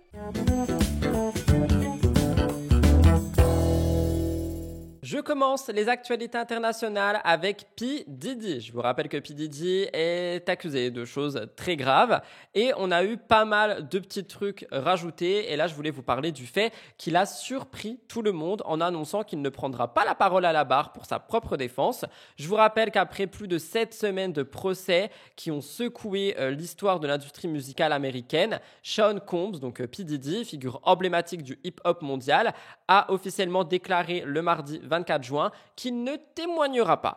Un choix qui intervient à un moment décisif du procès qui peut être interprété de plusieurs manières. Il a dit « C'est ma décision, votre honneur. Je veux dire par là que c'est entièrement ma décision en concertation avec mes avocats. » Le juge lui a demandé de confirmer une seconde fois qu'il comprenait la portée de ce choix et il a dit « Oui, c'est ma décision. » Je vous rappelle que ce procès est suivi de près par tous les médias, notamment les médias internationaux. On parle de pouvoir, d'argent, de show business, de violence. On a 3 femmes qui ont livré à la cour des témoignages extrêmement glaçants. Elles accusent l'artiste d'avoir utilisé des pressions psychologiques, des produits, des menaces, de la violence physique pour les contraindre à des marathons sexuels. D'ailleurs, le consentement est toujours au cœur du débat, hein. Bref, en ne voulant pas prendre la parole, on a un risque. Le risque double. Soit une absence d'émotion qui rendrait l'artiste antipathique aux yeux du jury, soit une trop grande virulence qui conforterait l'image d'un homme dominateur et agressif dépeinte par les accusatrices. Donc c'est peut-être une stratégie en fait pour P. Diddy de ne pas prendre la parole pour justement ne pas avoir l'air d'avoir cette personnalité. Une autre hypothèse, les avocats de la défense estiment avoir suffisamment semé le doute dans l'esprit des jurés grâce aux failles perçues dans les témoignages et à l'absence de certaines preuves, rendant inutile une prise de parole. Il n'y a aucun autre témoin qui a été appelé par la défense et donc ça renforce l'idée que la ligne de conduite adoptée repose davantage sur la déstabilisation de l'accusation que sur la construction en fait d'une grande défense. J'espère que vous comprenez ce que je dis. Les plaidoiries finales de la défense sont prévues pour le jeudi 26 juin, après quoi le jury devra se retirer pour délibérer. Je vous tiendrai au courant de tout, comme je l'ai fait récemment sur MTT, mais pour le moment, c'est vrai que ça fait beaucoup parler. Je vous parle aussi de Brad Pitt. J'ai vu une anecdote sur Brad Pitt parce qu'aujourd'hui il a 61 ans et il est revenu avec sincérité sur un épisode qui, plus de 30 ans après, continue de le hanter. À l'époque, il n'est encore qu'un jeune figurant sans véritable expérience ni réplique et son rêve était d'obtenir la précieuse carte de la Screen Actors Guild, donc la fameuse SAG Card, indispensable pour pouvoir auditionner et décrocher des grands rôles aux États-Unis. Mais pour l'avoir, il faut justement avoir prononcé une réplique dans une production officielle, un paradoxe que de nombreux aspirants comédiens connaissent trop bien. Et bien dans le film 260 chrono, un film qui est sorti en 1988, Brad Pitt s'est engagé pour apparaître à l'écran en tant que serveur dans une scène de restaurant. Les rôles principaux étaient tenus par Charlie Sheen et D.B. Sweeney et le rôle de Brad Pitt était de servir du champagne aux clients à une table chic avec une seule consigne, effectuer les gestes sans dire un mot. Il dit « On m'a appris comment faire, tu verses, tu tournes, tu essuies. suis le rebord du verre et tu pars. Mais Brad Pitt, il est jeune, il est ambitieux et il voit dans cette occasion dans cette situation, une occasion d'enfreindre subtilement la règle dans l'espoir de franchir cette fameuse étape vers le statut d'acteur. Il choisit donc de glisser une petite phrase. Il dit « Voulez-vous autre chose ?» La réplique est bancale, presque anodine.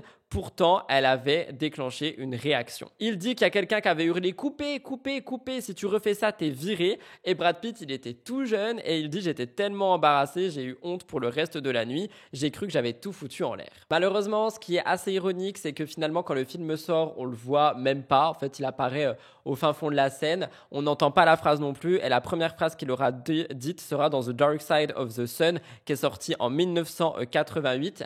Et ce qui lui a donc permis ensuite, vous savez, d'avoir cette carte pour pouvoir jouer dans les films, etc., etc. C'est une anecdote qui est touchante, qui est humble et qui révèle aussi une facette souvent oubliée du métier d'acteur, surtout quand on parle de quelqu'un comme Brad Pitt. C'est que tout le monde, en fait, construit son chemin et que Brad Pitt, c'était quelqu'un qui était ultra ambitieux et qui avait envie de réussir, donc il a tenté le tout pour le tout et malheureusement, ça a failli lui coûter sa place. On part sur un autre registre avec Jessie J. Jessie J, elle est connue pour une voix très puissante, vous le savez. Elle a souvent des prises de parole sincères. Le 4 juin, elle a révélé à ses abonnés Instagram qu'elle souffre d'un cancer du sein détecté à un stade précoce. Une annonce qui a suscité un soutien massif de la part de ses fans.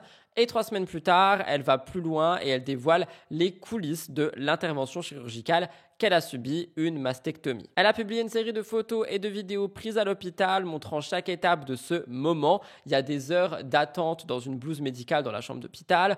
On voit son réveil aussi. On voit aussi les marqueurs pour savoir comment l'opération va se dérouler. Et en fait, ce partage, il montre quelque chose qui est très authentique, quelque chose qui parfois est souvent caché. Et elle dit qu'elle veut montrer les bons et les mauvais côtés. Elle assume sa douleur, elle assume son inquiétude, sa fatigue, mais aussi son espoir, son courage et les moments d'amour qui l'aident à tenir. Au milieu des images qui sont parfois très dures, elle met aussi en avant le rôle capital joué par ses proches, son compagnon, leur fils, sa famille qui sont présents à ses côtés. Aujourd'hui, elle est rentrée chez elle après l'opération, elle récupère petit à petit, elle explique attendre les prochains résultats médicaux avec une patience pleine d'anxiété.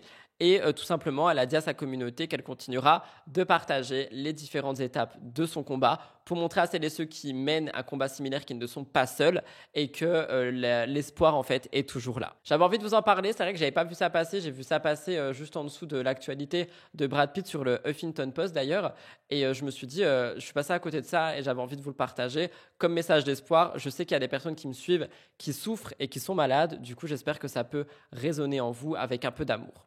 Le dimanche 22 juin 2025, le Stade de France s'est transformé pour la représentation musicale de Beyoncé, le Cowboy Carter Tour. Et on a eu pas mal de petites choses. On a son mari qui est venu sur scène, Jay-Z. Ils ont chanté Crazy in Love. On a Miley Cyrus qui est également venu sur scène. On a plein de choses qui se sont passé. Donc on avait plusieurs concerts parisiens le 19, le 21 et le 22 qui concluaient la partie européenne du Cowboy Carter Tour et on a pas mal de choses qui en sont découlées, qui en sont sorties. En termes d'influenceurs, ça a été ultra médiatisé. On a plein d'influenceurs qui ont été invités par plein de marques et apparemment les shows étaient vraiment extraordinaires. Le fait que Beyoncé invite des artistes aussi, ça a fait beaucoup parler et du coup c'était un show qui apparemment était mémorable. Ils ont également chanter Drunk in Love qui n'était pas sur la setlist officielle. C'est un morceau qui a été très attendu et qui est devenu une tradition dans les plus grands concerts de l'artiste et son absence sur la tournée avait été remarquée et le choix de l'interpréter uniquement à Paris a renforcé une impression que la chanteuse réserve toujours quelque chose de spécial à la France. Pour beaucoup de fans, ce concert n'était pas seulement un événement musical mais une célébration intime et généreuse. J'ai également vu dans un des vlogs de Stell, je crois que aussi Beyoncé apparemment n'est pas très proche du public, genre elle ne parle pas au public, elle communique pas avec lui. Je pense qu'elle est vraiment là en mode représentation. Dans tous les cas, ces concerts ont fait beaucoup parler. N'hésitez pas à me dire si vous avez participé et si oui, ce que vous en avez pensé, ce que vous en avez retenu et surtout si vous avez vu cette ribambelle d'influenceurs présents, quoi. Voilà tout le monde pour les 4 actus internationales cette semaine. On va passer à l'unique gros dossier qui est le second procès de Rim Renom. Je vais vous raconter ça dans un instant. C'est parti, jingle.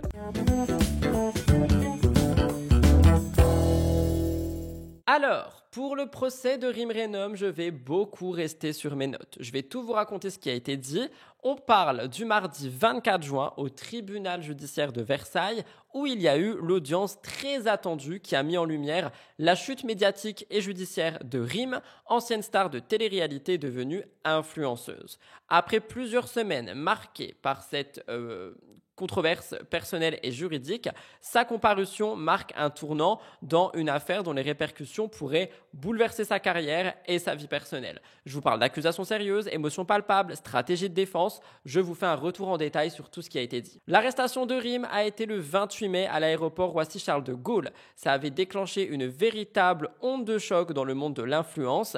Elle était accompagnée de ses 2 filles et je vous rappelle qu'elle faisait l'objet d'un mandat d'arrêt européen à la suite d'une condamnation par défaut à 1 an de prison ferme et une amende de 25 000 €. Les faits reprochés, pratiques commerciales trompeuses sur les réseaux sociaux, dissimulation de partenariats rémunérés et promotion non encadrée de produits médicaux. Le second procès s'est donc ouvert à Versailles et on a eu une procédure judiciaire qui a été enclenchée depuis plus d'1 an.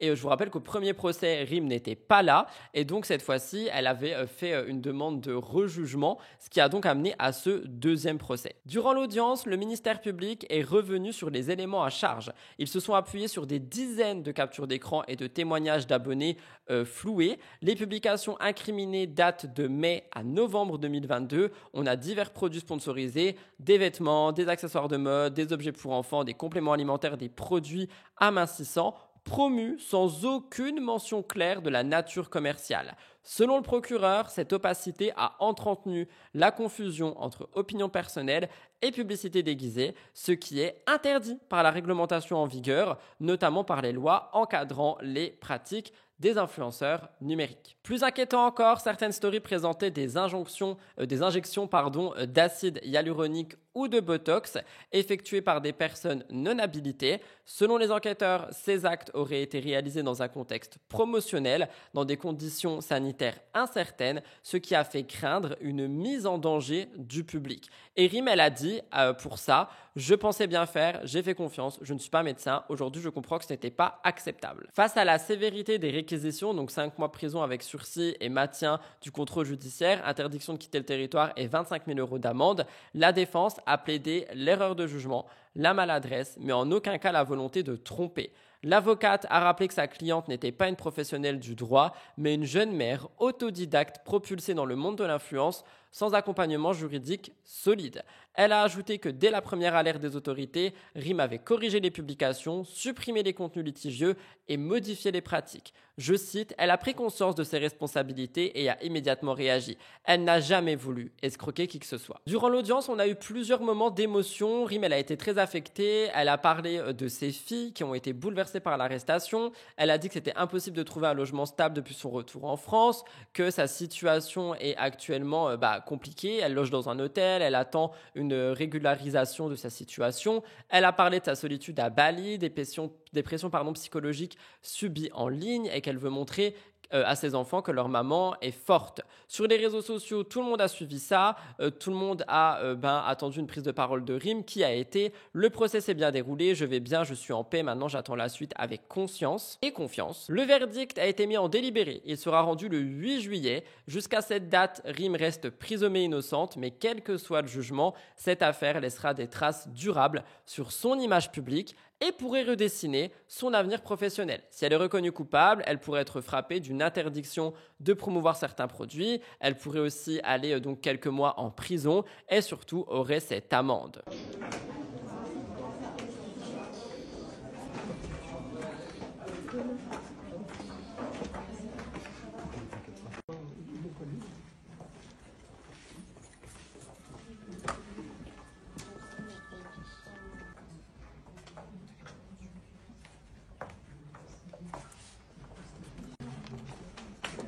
Le lendemain de son passage, du coup, on a eu une longue story où elle prend la parole.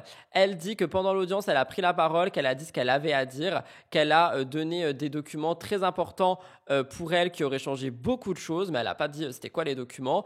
Elle met aussi en avant sa volonté de rester en retrait médiatique. Elle dit je veux parler avec des preuves, du concret et surtout avec la tête froide. Elle veut plus de précipitation, elle veut plus de débordement émotionnel, mais elle veut une communication fondée sur la clarté, la cohérence et l'équilibre. Elle dit qu'elle veut se poser émotionnellement, qu'elle veut bien s'organiser, laissant entendre que les mois à venir seront décisifs pour elle. Et vu qu'elle laissait sous-entendre aussi qu'elle voulait retourner en France, ou du moins en Europe, il est possible aussi qu'un déménagement soit prévu. Bref, sa story, elle est assez sobre. On l'a d'ailleurs vu sur Twitch, si jamais plus en détail. Mais moi, j'attends le délibéré, j'attends le 8 juillet. Nous verrons bien ce qu'il en est. Du coup, on en parlera certainement dans 2 MTT, si je dis pas de bêtises. Quoi qu'il en soit, cette affaire a fait tellement parler qu'il fallait évidemment que je vous fasse un petit point, que je vous donne un petit peu tout ce qui se passe.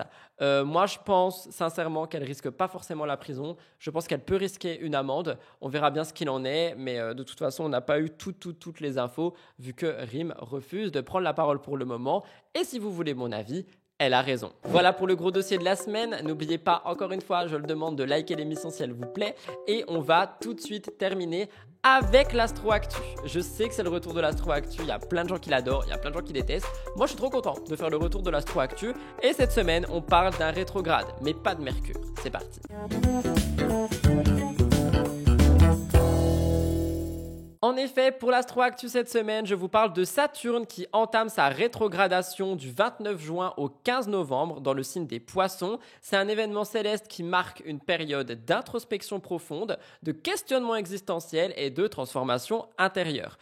Saturne, c'est une planète des responsabilités, de la discipline, des structures, qui est généralement un professeur exigeant. Lorsqu'elle devient rétrograde, son influence change de tonalité. Elle ne nous impose plus des leçons dans l'action, mais dans la réflexion, dans le retour à soi. Et certains signes du zodiaque seront beaucoup plus sensibles à tout ça. Les Poissons, bien sûr, en tête de liste, vivront une période d'introspection intense. Leur monde intérieur sera mis à nu. Les Vierges, situées en face, devront clarifier leurs relations et sortir des dynamiques déséquilibrées. Les Gémeaux et les Sagittaires sont des signes mutables qui ressentiront des tiraillements intérieurs qui les forceront à redéfinir leurs aspirations profondes. Et les Capricornes, hey, et les Verseaux, gouvernés par Saturne, seront aussi directement touchés. Ils pourront éprouver un besoin de repli temporaire pour faire le point sur leurs priorités de vie et redéfinir leurs ambitions sur des bases plus solides. J'ai envie de dire MDR. Pour traverser cette période, il est conseillé de ralentir volontairement le rythme, prendre le temps d'écrire, de méditer, de faire le point, pratiquer des activités artistiques, même simples, peut être une manière puissante de canaliser l'énergie de Saturne en Poisson. S'immerger dans la nature, réduire l'agitation mentale, bref. Saturne rétrograde en Poisson, bien souvent vécu comme une phase déstabilisante, peut révéler une transformation très profonde. Vous me direz si vous êtes concerné par ça au niveau des signes, même si évidemment tout le monde sera concerné, mais c'est vrai que j'étais content de voir qu'on avait un petit événement dans lequel cette fois-ci le Capricorne a une place, parce que c'est pas souvent le cas, et moi j'aime bien quand le Capricorne a une place quelque part, ça fait que je peux vous en parler en me sentant concerné.